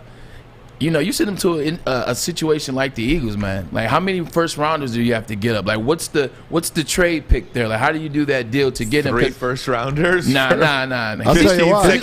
He's also $40 million too now. So if you're gonna make a deal for Russell Wilson, if the Eagles are gonna send a couple of picks, then you might as well get yourself a wide receiver from over there that they don't use very often. DK Metcalf. They ain't letting him go. Well, they don't use him.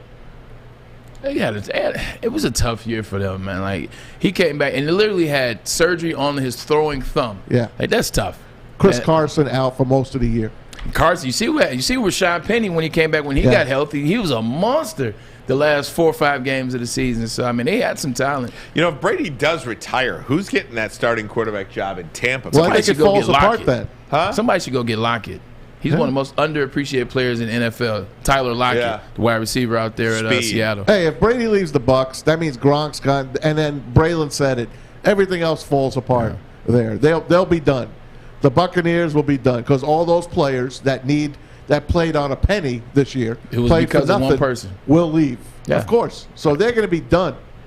So that South is wide open. NFC South. Talking about Matt Ryan potentially winning with Atlanta? Yeah, why not? They made a good run at the end of the year. How about Ryan Poles? Matt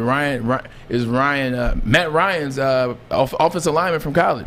Is it really? Boston College. He was his roommate and best friend. He was an undrafted player as well. He's his right tackle, I believe. Matt Ryan to the Bears.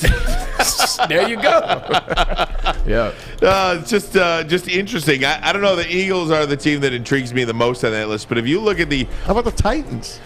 Well, the Titans don't have a quarterback, man. That's what I mean. You think they're going to stay with Tannehill? I don't know how you can, because you've seen it now a couple of years in a row. He's not getting better. He's getting worse, right? Yeah. I mean, he's not doing you any favors. He's not going to be some miraculous quarterback that's going to win you a game. In fact, he lost last week. He single-handedly lost the game for them last week.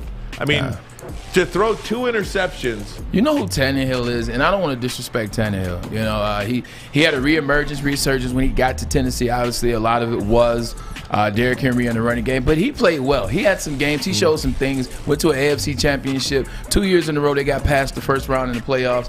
3 years in a row. The one thing I would say what he needs to do and be, he's a backup quarterback.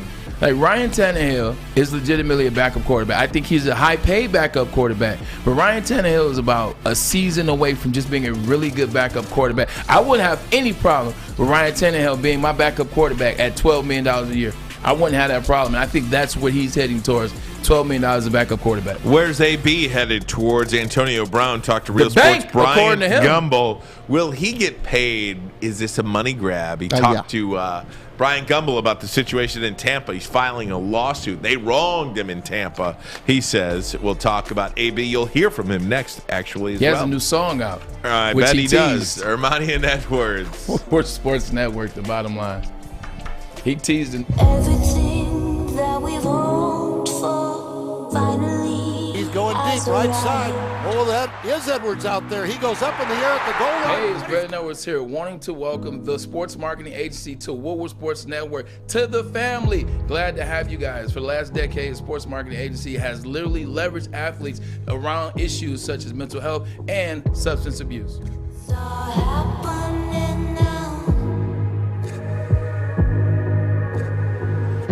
Make sure you download the Woodward Sports app in the App Store and the Google Play Store today. Take Woodward Sports with you wherever you go and listen live on your phone or mobile device.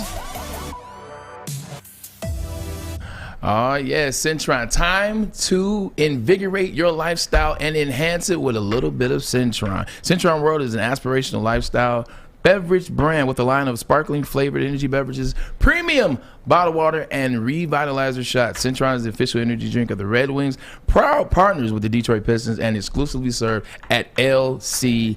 Centron is a fashionable, functional, and fun. Excuse me. Centron is fashionable, it is functional, and it darn sure is fun. Check out their stylish brand design with the unique crown and their cool bottle design. Centron is with you for all of life's most memorable moments. Had a little bit of a lisp right there. I don't know if you caught it. Whether it's clinching a playoff win, closing the big deal, or a fun night out, Centron is made for celebrations. Follow them on Centron at Centron World to see all the inspiring things they are up to, from empowering women to supporting entrepreneurs. Find them anywhere from hockey games to concerts to also charity events. Buy online CentronWorld.com with promo code REDWINGS10. Save 10% with shipping included.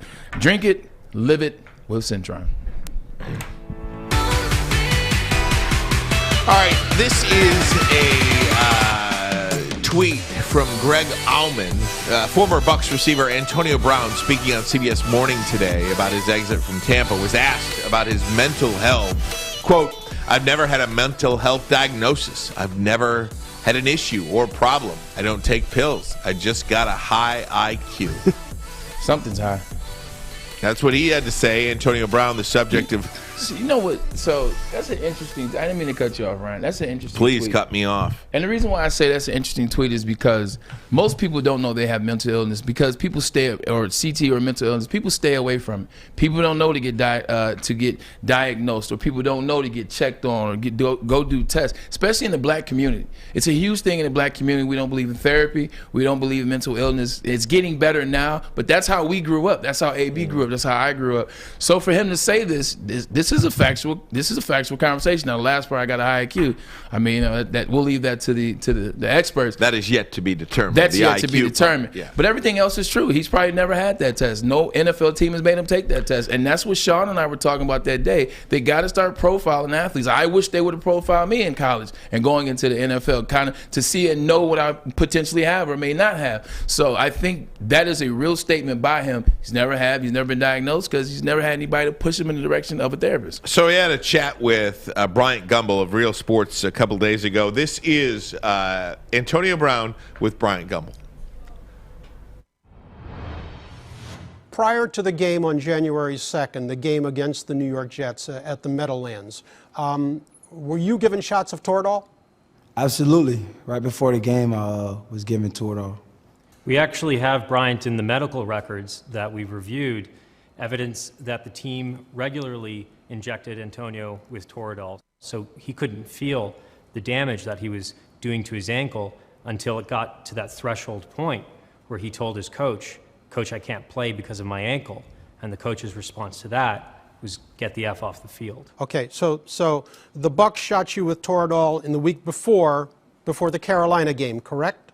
Absolutely. They shot you again before the Jets game, correct? Absolutely. And you played the first half and had 3 catches for 26 yards, correct? Yes. And Arians claims that at halftime then you were upset about not getting more balls thrown your way. True or false? Is he lying? False. It's not worrying about the ball. Tom Brady is my guy. He's the reason I'm on Tampa Bay, so I know I'm going to get the ball. Antonio, I saw where you seem to resent the feelings of so many former coaches and teammates that you were in need of mental assistance. Does that bother you? Mental assistance from who? Professional assistance. To the extent any of that is coming from a spin that Antonio had a spontaneous mental episode, It's resentful and it's hurtful, and it's a disservice to people who do suffer from mental health challenges. We all have our difficulties, Antonio, myself, everybody. Yeah, these guys at Tampa Bay Bucks try to make an agreement with me to give me $200,000 to go to the crazy house so these guys could look like they know what they're talking about. These guys are unprofessional. Wait. They treated me They wrong. offered you $200,000 for what? The offer was Antonio would basically sit on the sidelines, go on some list, and commit himself to some form of intensive mental health treatment. And we were specifically told in writing by the general manager twice, don't spin this any other way. Antonio, do you think you need mental help of any kind?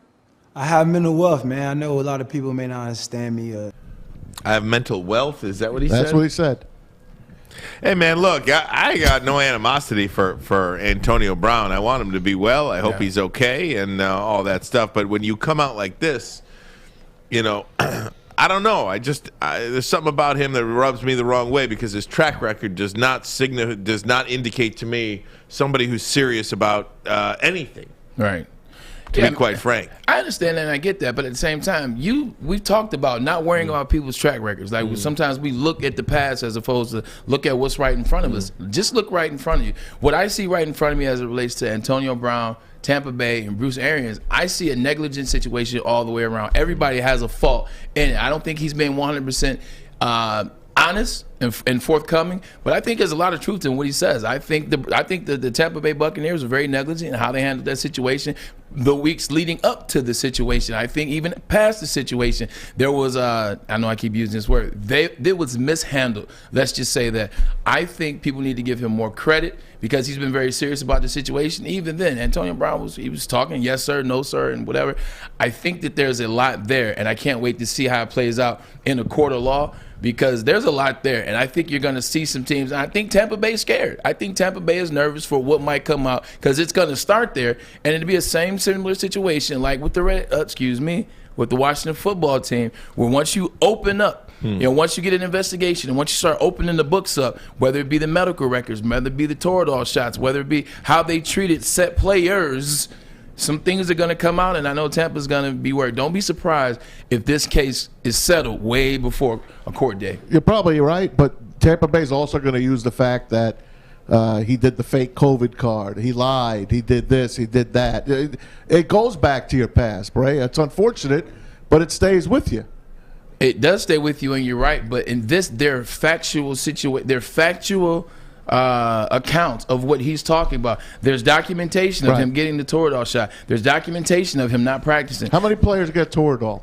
Lots. When I understand that, but I'm saying you got to pair that to when he said he didn't want to play. You saw the text message, him texting Bruce Arians saying, I'm not 100%. He did not practice 2 days out of that week leading into the Jets game. This is something that happened 2 weeks before. So I'm just saying there's a lot of facts here too. His past should come into play as it relates to something that just happened with the faking the immunization card. It goes against his character. But there's a lot of facts that leading up into the 2 weeks before and then the event that Sunday at MetLife Stadium. He's the only player to have ever done what he did. Make a mockery of the game. Leave when his team was down, leaving him on the field and then hanging out and going on Twitter and going on YouTube. Yeah, but his coach TikTok and he's in a limo and he's going to a Brooklyn Nets game and he's laughing. He made a joke of it. Let's say I'm in a situation where my coach tells me, hell, let's say Chad comes in here right now and says, you got to get on the air right now or get the hell out of here. I'm out. Like, I'm leaving. Like, but you're not leaving during the show. If he tells me he's not going to tell you on the air. Okay, granted, just like Bruce Arians clearly did not like Antonio Brown. No. And if it were up to Bruce Arians, Antonio Brown would have never come back from the fake vax. You heard him situation. when he said, we need him to play. That's why I'm changing my mind. So that relationship was terrible. The one question that I will ask, because I'm trying not to argue, because I'm just like trying to work on myself out here. I've never heard someone get fired in the middle of a game. No, I've never heard of that either. So if AB, which a lot of other players have concurred his statement and said, this is what I heard too. I've never heard of a player being fired in the middle of a game. I've never heard a coach tell a player to get the F out of here in the middle of a game. I don't know how I would have responded. But don't you think coaches have said that in the past? Get the F out of here. But really, they're just blowing off steam at that moment. They're in the middle of a game. Maz, in the middle of a game, these guys are getting paid millions of dollars to be. The reason why they go through the interview process, so you can hire the right guy for the job, the head coach that has the right temperament, the head coach that understands the game and understands players, and he understands he can't react a certain type of way. If someone told me, I've been around a lot of hard asses. Yeah. I've never heard anyone say, get the F off the field. No, I've never heard that. I it agree before. with you, but I go back to watching that. What was the HBO? Real Sports? Hard Knocks. Oh, Hard Knocks. Yeah. The Hard Knocks when he was with the Raiders. Yeah. And then the practice field, that's a different story. I heard a couple get the F out of here. He wouldn't come to practice, and then just Gruden, shit, Mayock, come on, having to go track him down and stuff like that. He's a piece of work. Yes. And I'm not up here debating that, disputing that. Antonio Brown is a real piece of work. Right. I will agree with that. I'm just saying there's a lot of facts as it relates to this particular situation, and then it's never happened before. It's kind of unprecedented territory where a coach tells a player, he gives him an ultimatum, he doesn't join in the ultimatum, and he tells him, get the F out of here. It's just uncharted territory, and so I'm just saying I've never heard. I don't know what to say. I just know it's going to be interesting. It will be that for sure, guys. We've got Braylon's basketball minute coming up. I should have been talking so much last time. I'm out of breath. Yeah, we're looking forward to this. We even got a clock on him. Oh, How about that? We got the clock. Oh, the pressure. Plus, you'll hear from Ben Roethlisberger as well on his retirement. And Chris Prince, Beerman, coming up in about 10 minutes from now. All that, packing it in here on a Thursday, Ermanni and Edwards. Woodward Sports Network, the bottom line. Life is full of hard choices. We're here to make one of life's biggest decisions as simple as possible. My name is Christina Gennari, and for over 20 years, I've helped hundreds of families buy and sell homes. We cover all of Metro Detroit and more, from large luxury homes to starter homes. We will work hard to make sure that you get the home of your dreams. So if you're in the market today or even thinking about buying or selling in the future, make the obvious choice. Christina Gennari, the obvious choice in real estate. Visit us at soldchristina.com today. You want commercials? The other guys have those. You want great sports takes? Touchdown! What a play! Woodward Sports has those. Detroit's new sports outlet. The Woodward Sports Network. Hey gang, I want to tell you about Guardian Alarm. We've been talking about that black and yellow a lot today. That's right. It says one thing when you got that sign out in front of your house. It says to the bad guys, stay out. That's right. Guardian Alarm, a good defense on and off the field that helps you feel secure. Guardian Alarm, state-of-the-art technology that helps you feel safe. All with 24/7 local monitoring. Guardian Alarm has convenient features that let you check in on your home, control your lights, temperatures, detect smoke, carbon monoxide, even going to let you lock and unlock your doors. All you have to do is call this number. What's that number? That number is 1-800-STAY-OUT. That doesn't sound like the number I recognize. 1-800-STAY-OUT. Got close, but not there. 1-800-STAY-OUT. Stay out of my house. 1-800-STAY out. Do your impression, Braylon, of that one coach. Stay out. Romeo. Hell, man, stay out. 1-800-STAY OUT. Guardian Alarm, your local security experts. Here's Ben Roethlisberger on his retirement. Speaking of black and yellow. With the 11th pick in the 2004 NFL Draft, the Pittsburgh Steelers select Ben Roethlisberger, quarterback, University of Miami. I don't know how to put into words what the game of football has meant to me and what a blessing it has been. While I know with confidence I have given my all to the game, I am overwhelmed with gratitude for all it has given me. A boy from Findlay, Ohio with NFL dreams, developed in Oxford at Miami University, blessed with the honor of 18 seasons as a Pittsburgh Steeler and a place to call home. The journey has been exhilarating, defined by relationships and fueled by a spirit of competition. Yet the time has come to clean up my locker, hang up my cleats, and continue to be all I can be to my wife and children. I retire from football, a truly grateful man. First and foremost, I need to thank the Lord for all the many blessings He has bestowed on me. To my wife Ashley, our children Benjamin, Bailey, and Bodie, you lift and inspire me and give my life purpose. I am so thankful for your love and support. I love you so much. To my parents and sister, every step of the way, your support and love has driven me to be the best and never give up. To the Rooney family, the Tull family, Coach Tomlin, Coach Cowher, and all of the coaches who have poured into me, the incredible people on every level that make the Pittsburgh Steelers a special organization. Thank you for believing in me and allowing me to battle with you in pursuit of excellence. To all of my teammates and the endless friendships that I have gained, I appreciate you and our shared commitment to wearing the black and gold with pride and dignity. Putting that jersey on every Sunday with my brothers will always be one of the greatest joys of my life. To Steeler Nation, the best fans in all of sport, thank you for accepting and supporting me as your quarterback over the years. Football has been a gift, and I thank God for allowing me to play it, surrounding me with great people and protecting me through to the end. With love and honor.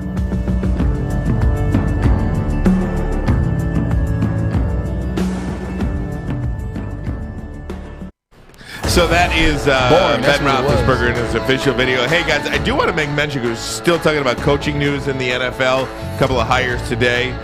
Byron Leftwich, apparently, it's being reported that Byron Leftwich is the pick for the Jacksonville Jaguars. But. Told you that earlier. But. There is a but. He will not take the job if the Jaguars don't fire Trent Baalke, the general manager. Yes! And hire his own general manager. So that's the report coming out of Jacksonville. I disagree. He's the pick. They want him, but he will not take that job unless he gets control over the roster and his own general manager. And I'll tell you, that to me is smart. You get one shot at these things. 99% of the times, there's very few guys that get two shots. So unless that works out for you perfectly. Isn't Baalke hiring him? No. Shad Khan is. Not only that, like, I'm glad that he's taking the power in his own hand. I'm glad. I'm proud as a black man too. My apologies, but you know what I'm also proud of? What are you apologizing for? Because I feel like we go black and white a lot on accident. It's not. Freaking Trent Baalke is annoying. He is annoying. Everywhere he's went, the players have not liked him. I mean, I was with him in San Francisco. He's an intriguing guy. He's a very intriguing guy. People didn't like him there. Heard some calls from people I know down in Jacksonville. I won't say any names. Don't like him down there in Jacksonville. Very smart for him to say, get rid of Baalke or I'm not coming. Very smart. There you go. So we've got that on there as well. We got Chris Beerman, Chris Prince coming up in about 5-6 minutes from now. In the meantime, it is time for Braylon's Basketball Minute. All right, so hold on. You go put the clock up there? You get the clock up there, and then you do a 1, 2, 3 go, Mavs. 1, 2, 3, go. 7 p.m. tonight, the All-Star game will be announced. I'm going to tell you who should start for the West and the East. Let's start with the West. Nikola Jokic, the Joker, averaging 26, 14, and 7. Should be the MVP again this year. LeBron James, Rudy Gobert, Stephen Curry. Go back to LeBron James. The year he's having right now, freaking insane. Ja Morant should be your MVP. That is your starting West. Talk about the East. Giannis, Joel Embiid, who's also up for MVP candidate, balling out of control, 29, 12, and 9. Kevin Durant, DeMar DeRozan, Fred VanVleet. Yes, you heard me right. Fred VanVleet. Shout out to Steph Curry for getting guys like Fred VanVleet a job. Michigan, 3 wins in a row in the conference. Michigan now playing against Michigan State, who's lost 2 of their last 3. But don't worry, Spartan fans. You know what? That's the inconsistency of young Max Christie. Once he figures it out, you guys will be good. COVID will not be a reason this game won't happen. Michigan don't come with that weak sauce. Saturday, guess what you're going to see? Kyrie versus Steph. For the first time, Clay will be in the game. But guess what? James Harden isn't going anywhere. And that is the Oh! Give me some good music on that one. Very good. Very good. I got everything. Woo! Only thing I had to skim on my Michigan description. Oh, man, did you have anything more for the Michigan State game? Yeah, just one thing about Michigan, they're shooting better. Michigan was 8 of 12 three-point range against Northwestern. They rebounded well. That's where they've struggled. But Hunter Dickinson didn't play well that game, so that's not looking good going into the Michigan State game. I meant what I said about State. They've lost 2 of the last 3, but I'm really not worried about those guys. I think they'll figure it out. Max Christie is a stud. He's a young guy. Just super inconsistent. Kind of reminds me of Sadiq Bey. how he'll go out there and drop 35 and then come back and drop 2. More pressure, the fourth quarter of an AFC championship game, or getting all of your basketball notes in 1 minute? Oh, it was never pressure on me. It was pressure on Brian Schottenheimer. I'm going with the notes. Very good, guys. We're going to take a break. Good stuff, man. Hey, by the way, good job on that clock. Hey, Al May.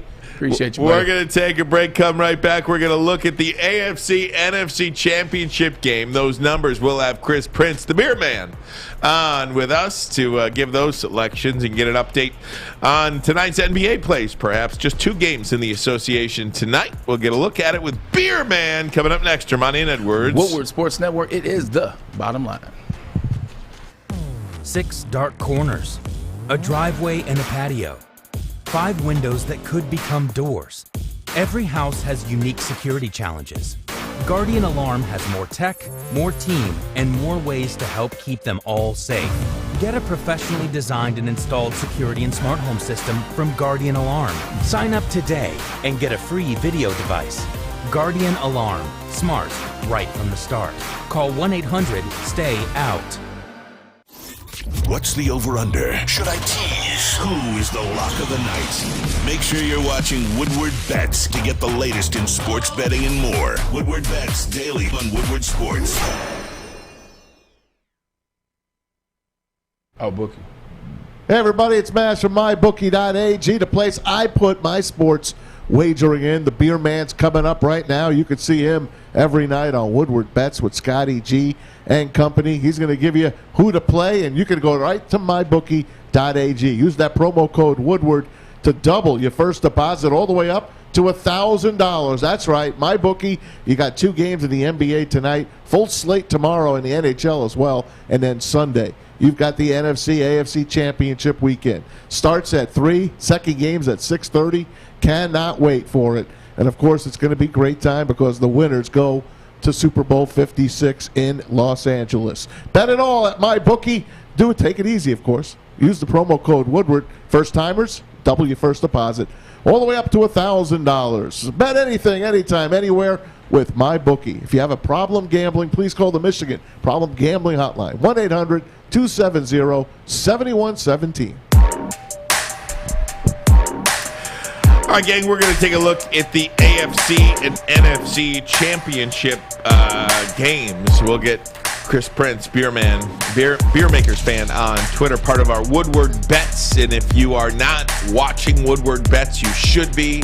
Guys are rolling right now. They come at us right here on YouTube or anywhere podcasts are found, of course. But YouTube is the place. Twitter is the place where you can get these guys, watch these guys in advance of a 7 o'clock tip or whatever. Watching these guys from 6 to 7 p.m. And then, of course, 9 a.m. on the weekends, breaking down college basketball and get you the weekend in the NFL. So Monday through Friday, 6 p.m., Woodward Sports Network. Watch them anywhere you get Woodward Sports. Braylon, the first game of the day, 3 o'clock CBS, Kansas City, 4 straight AFC title games. First of all, before we talk about the game, put that in perspective for me. 4 consecutive AFC championship games. That's amazing. It's the first time it's ever happened in history of the AFC. I know people were like, well, the Buffalo Bills, well, 2 of those, they weren't the number 1 seed. So it's just amazing, and they've done it with the same crew. They've kept that same crew intact. They've had a couple losses along the way, but they've kept that same crew intact. So, man, it's very good, and that's why you want to see Eric Bieniemy get a job, because he was there every single one of those championships. Let's bring him in, the man, the myth, the legend, on Twitter at BeermakersFan, and of course, Woodward Bets, Scotty G and the gang. These guys killing it, crushing it. If you're not watching, you should be. On YouTube every night, 6 o'clock, Monday through Friday. Chris Prince, the Beer Man. What up, Beer? Guys, how we doing? Happy to be here. Big weekend of football. Cannot wait. Some exciting games coming up. And what a weekend we're coming off of. I mean, that Buffalo Kansas City game, one of the best games I've ever seen. I know we throw that cliche around a lot, but just like a heavyweight boxing match, just blow for blow. It was really exciting last weekend. 25 points in the final 2 minutes and over. I've never seen anything like it, man. 177 total yards by Patrick Mahomes from the 2-minute drill to overtime. Jesus Christ. Crazy. Hey, Beer, before we do the picks, Beer, what's your take on overtime? I think both teams should have a chance. It is. Let's give everybody an equal opportunity. Give them both the ball. I mean, who would want to see more of Mahomes and Allen? Why are we taking that away from the fans, from us, from the game? I mean, give them both a chance. The way they went back and forth. Yeah, you give them credit for ending and winning with a touchdown. The argument is you should have stopped them, but who wouldn't have wanted to see Josh Allen get the ball back again? I mean, that would have been. It made a great game even better, Maz. So I'd love to see more of a college-type overtime in the NFL. And let's do away with ties completely. We're playing a sporting event. You're competing. Nobody wants ties. Soccer, I don't want football, college. whatever it is. I don't want the college overtime. I just want each team to get the ball at least once, no matter what you do on offense. That's all. Vinny writes on the YouTube chat, Woodward Bets has definitely made me some money. Check them out. And I think a lot of people love Vinny. that. Absolutely. We'll check you out tonight at 6 o'clock, too. But That's my cousin Vinny there. Is he a youth? You got it on the show. Very good. You got to take that suggestion with a grain of salt. Hey, Beer, let's start with the 3 o'clock game in the AFC. Chiefs. A 7.5 in some spots, but we'll start with we'll go 7 here for our purposes. Chiefs 7-point favorite against the Bengals team that beat them a couple of weeks ago, but were exposed. Joe Burrow sacked 9 times against the Tennessee Titans. What do you make of this one? It looks like a big number, and do you have a side on the total? Yeah, big number for sure. And, got to give Braylon credit. Last week we talked, and it was, the Tennessee defensive line exposing that weakness with Cincinnati, and we certainly saw that. And that is the concern. I mean, you look at Joe Burrow, Jamar Chase, I don't have much concern that they're going to be able to generate offense, put points on the board. The problem is going to be that offensive line. Can they stave off this Kansas City Chiefs pass rush? But, Ryan, I do think they can hang in this game. I mean, they have been very good on the road this season. They have covered 7 of their 10 road games this season. So they've gone on the road, a lot of tough places. They have gotten it done. This is a hostile environment, but this team is playing with a lot of confidence. I mean, Joe Burrow is our new Joe Cool. I mean, the guy just never seems to crack. I think they compete. I'm not going to rule out a win. I think at the end of the day, the Chiefs have been here before. They end up advancing to the Super Bowl, but the Bengals give them a hell of a run. I'll take Cincinnati with the points. What about the total in that one, Beer? I think it's around 46 right now. Is that no? It's 54. 54. Yeah. Wow. Big number. Yeah, big number, but I think we are going to see some offense here. So, both of these defenses are going to struggle a little bit, slowing the other team down. I think we get maybe not quite the game that we just saw with Mahomes and Allen, but I think you're going to see Joe Burrow really start to insert himself into the conversation for best quarterback in the league, and it starts on a stage like this week. So I think you're going to see a back and forth, both teams putting points on the board. Very big number here, but I like the over in that one. All right, Beer, the NFC game, my league. I love my NFC. The third time around division. We said at the beginning of the year that the NFC West was the best division in football, and the AFC West gave it a run. I'll still put my money on that NFC West. I love that division, especially this year. The Cardinals kind of faded. Seahawks were always gallant, but this year just wasn't their year. Too many injuries. But San Fran has beaten them twice now. They beat the Rams. Rams are playing with, Matt Stafford is playing with house money, if you ask me. He's got 2 playoff wins under his belt. Can he upset the apple cart? It's tough to beat a team 3 times. But I've seen it happen in the past. Giants over the Skins. We can just go back and forth on this. But I think the Niners can knock them off 3 straight times. I hope the Rams can win. But you're the guy. You know more than me. Ah, man, you know a lot as well. Don't discount your knowledge. He's so humble. He's so humble, Chris.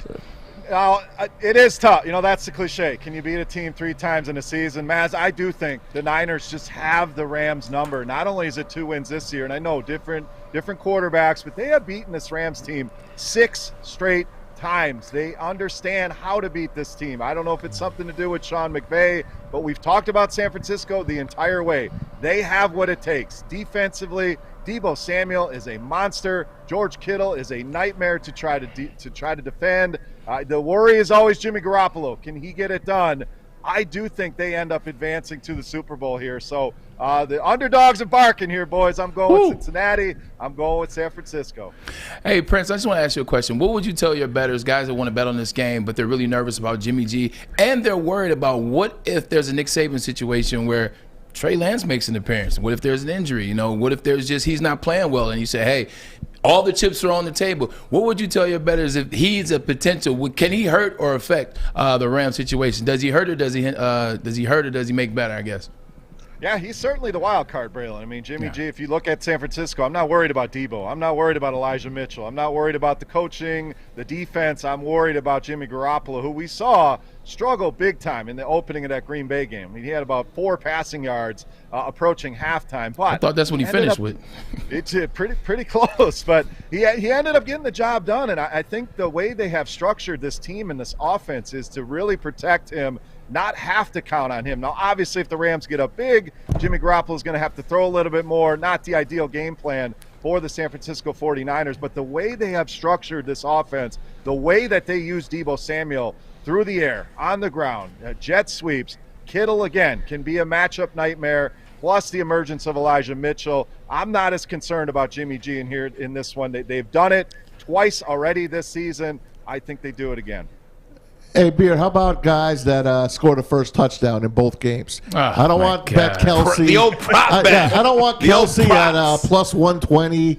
I don't want Deebo Samuel at minus 120. Why do you always bring up the first touchdown? Dang it, I should have bet on it. Because I gave him OBJ a few weeks ago at plus 1,200. And I didn't And he didn't play it on that Monday night game. Who can we look for maybe as a surprise in both games?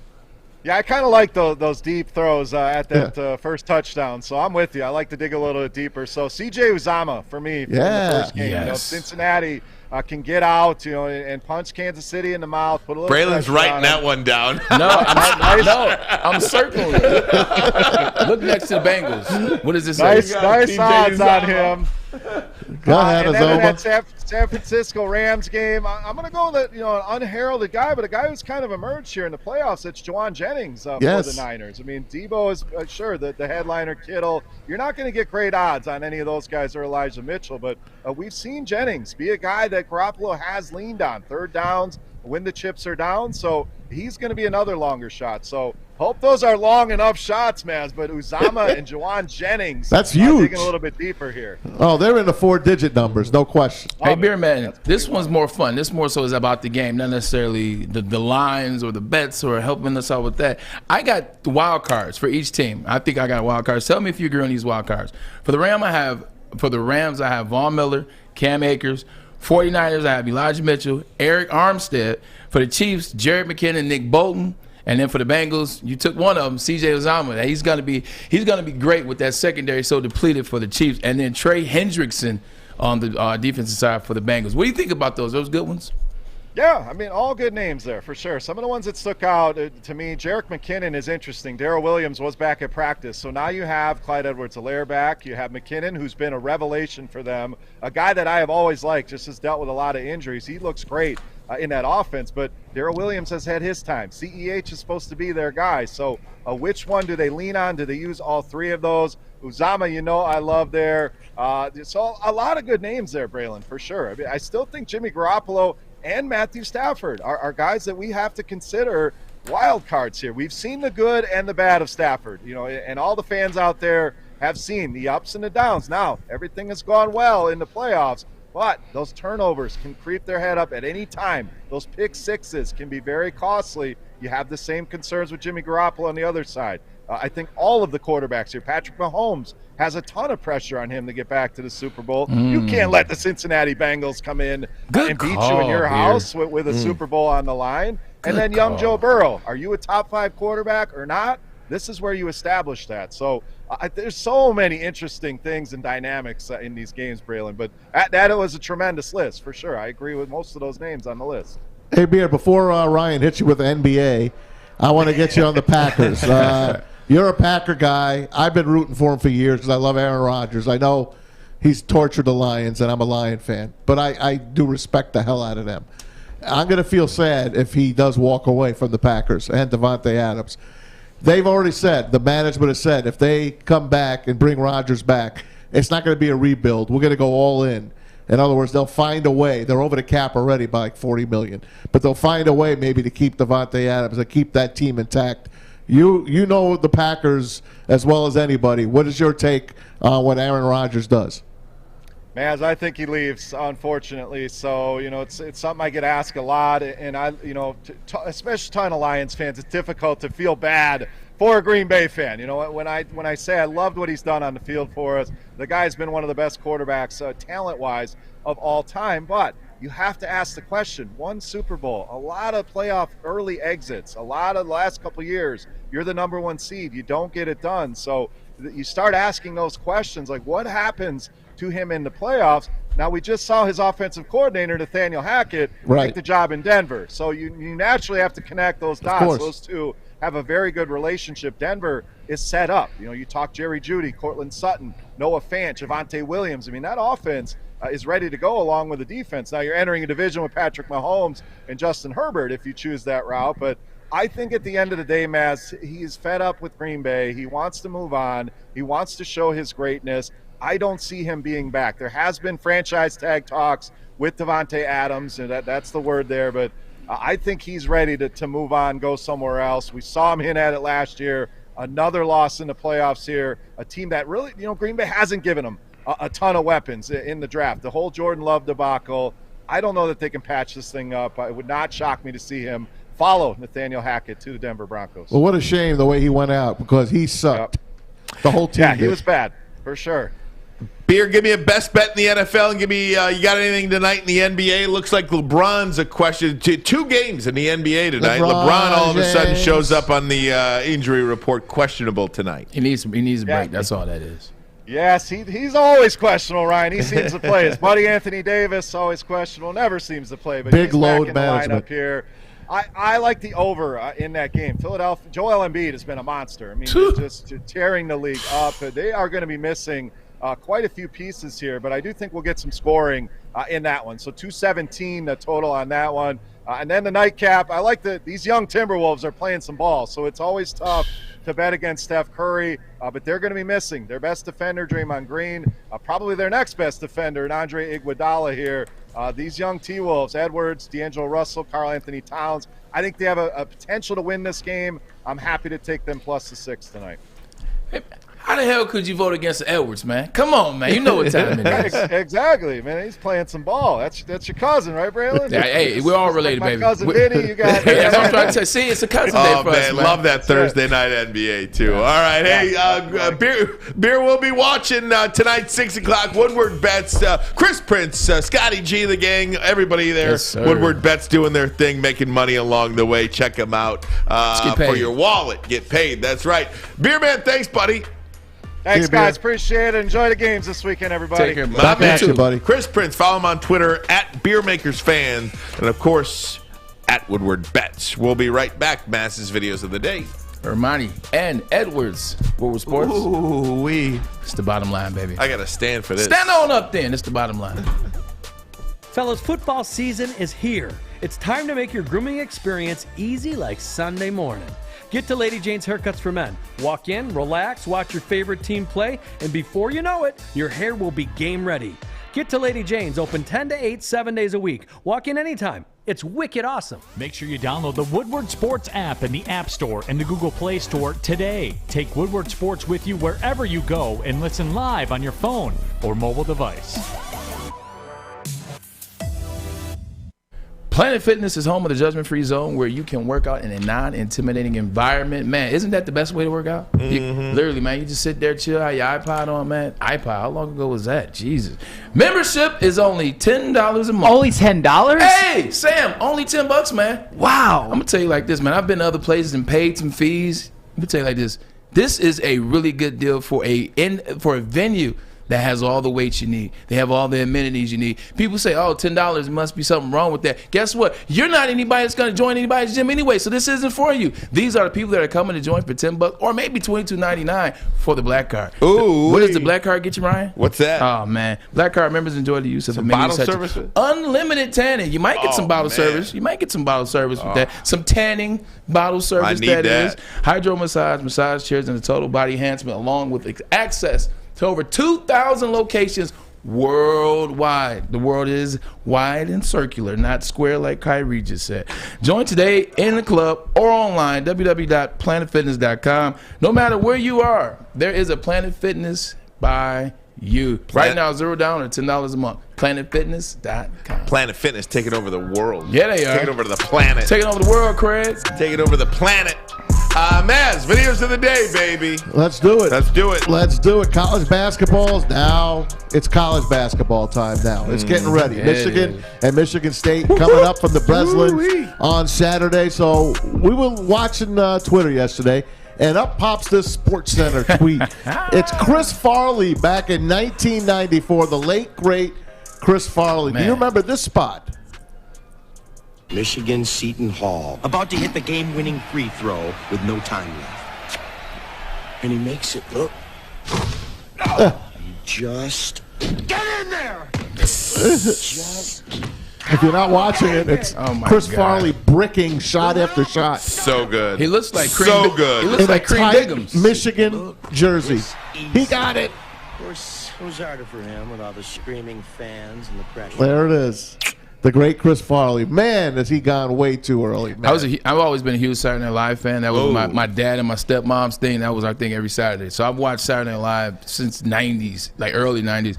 I love Chris Farley, man. When he died, Farley. I ate in the because I used to live in Chicago. I used to get Chris Farley stories from like bars and obviously a lot of stories there. But I ate in what's the second tallest building? Not the McCormick. Sears Building? No, it's not Sears Tower? Either, but Hancock Building? Hancock. So Hancock has a bunch of penthouses as well. He lived there, and I walked in, and it like felt eerie. Like I walked in because I love Chris Farley so much. It was just weird, man.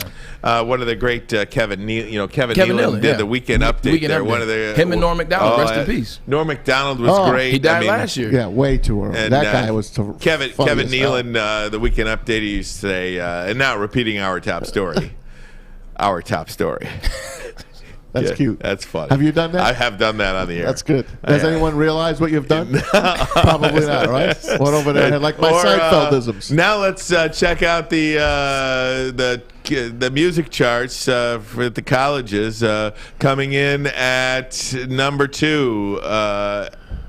Coming in at number 1, Better Than Ezra. Number 2, Ezra. That's good, man. I was lost for 2 seconds. Yeah. Coming in at number 1, Better Than Ezra. Number 2, Ezra. Number 3, Ezra's Norm better. Macdonald. He was good, but it was Norm Macdonald that made it funny. Yeah. Not Ryan Ermanni. No. He basically said, "You're not funny." Shut up. Hey, did you guys see Stevie Y last night? Yeah. Now listen, Stevie Y, for those that don't know, is not usually a great interview. No. Never really liked to be interviewed in the locker room. That's where Darren McCarty came in handy. He would send Darren out. Darren would take care of all the media. Right. And Stevie would, drapes, malts. Of course. Yeah. The grind line took care of it. But last night on TNT is doing a good job on the NHL studio. Great Terrific. broadcast. That's terrific. studios, period. So Paul Bissonnette from the former Penguin talks to Steve Yzerman. I'll just let you listen to it. Check it out. They ain't gonna take it. Steve, Paul Bissonnette here. You talk about your career and then obviously transitioning as an incredible hockey mind on the management side of things. Given that there's probably a lot of it constantly on your mind, what do you do in order to decompress when you get away from the rink and maybe enjoy yourself?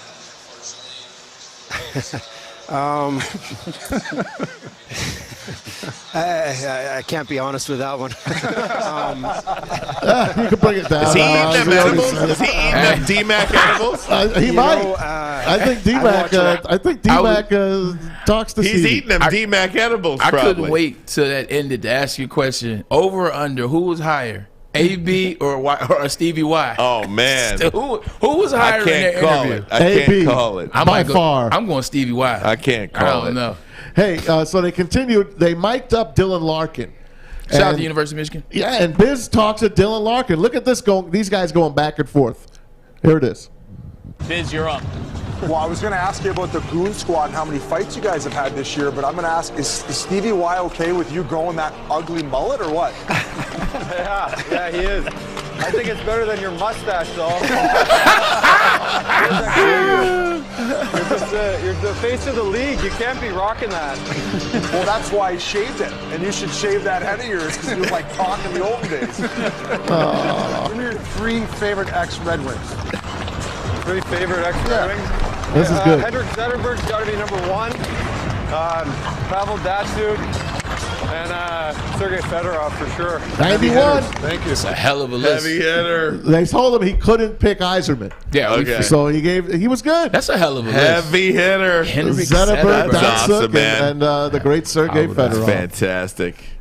What a day, gang. That's good stuff. I love that stuff. Yeah, I it can was- watch that all it's a day. fun day, man. TNT doing a great job with hockey. Phenomenal, man. Doing a as they great do in job. basketball. Yeah. Yeah. Well, I mean, come on. You take that for granted. Yeah, You that's know, true. you take that for granted.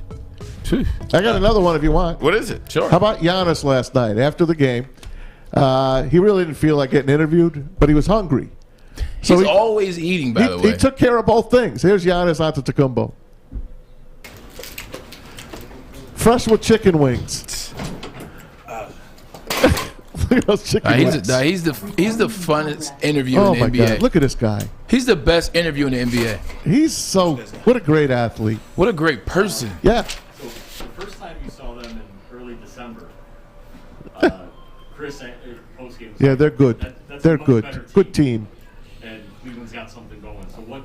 Obviously they played well tonight. For those who aren't watching, he's eating chicken wings and doing his interview. Very slowly, by the way. I know, very good. We played bad. They played good. They made shots. They Great Giannis they better than Antetokounmpo. that. You got to follow him on Twitter because he has a bunch of random reactions to things in America that are not in Greece. Like I saw one where I think he ate a corn dog for the first time. He was like, "I love America." Like Oh my God. whenever he does something for the first time, it's always like America's such a great country. Mind blowing. I wish we could have a camera on Maz and when, Alex. when he leans over his chair and he screams. He's trying to be quiet. He's gonna fall over He's one day. trying to be quiet. Well, but you he's hear me on the air? You Yes. think? Yes. You think you hear me on the air? Alex. Alex. No. Now, what did you? All I heard was Alex. Alex. What did he say to you, Alex? He was telling me what video to play, like At the my end. closer. At the end. Yeah. What's the video that he told you? Some like national anthem singing. Listen, Alex. It's not some national anthem. It's today in sports. 31 years ago. I don't want to listen to the whole greatest national anthem. I want to wrap up the show and go do my work. The greatest national anthem ever. Whitney Alex. Houston, Super Bowl 25. The Giants with the And the perfect Bills. game plan, beating the Buffalo Bills. Yeah. Who put that game plan together? Bill Parcells and Bill Belichick. Yeah. That's what you're going to listen to Quickly get on us the out. way Get out. us out quick. We're already Okay, ready to say Alex? bye. It's not Hey, just the national Nobody's anthem. worse than my dad on the air though. Like in terms of talking. Braylon, hey, I'll start this segment. Braylon, Oh, you remember? Alex, bye, Alex. Yo. We'll see you all tomorrow. Bye. We're out, man. This is the bottom line. We're out here, man. We love you. Appreciate you. Alex. See you tomorrow. Edwards, Ermanni, Alex, Sam, and that's Big Uncle Man. Braylon, We're out here. I'll go first on this one. Hey, Braylon.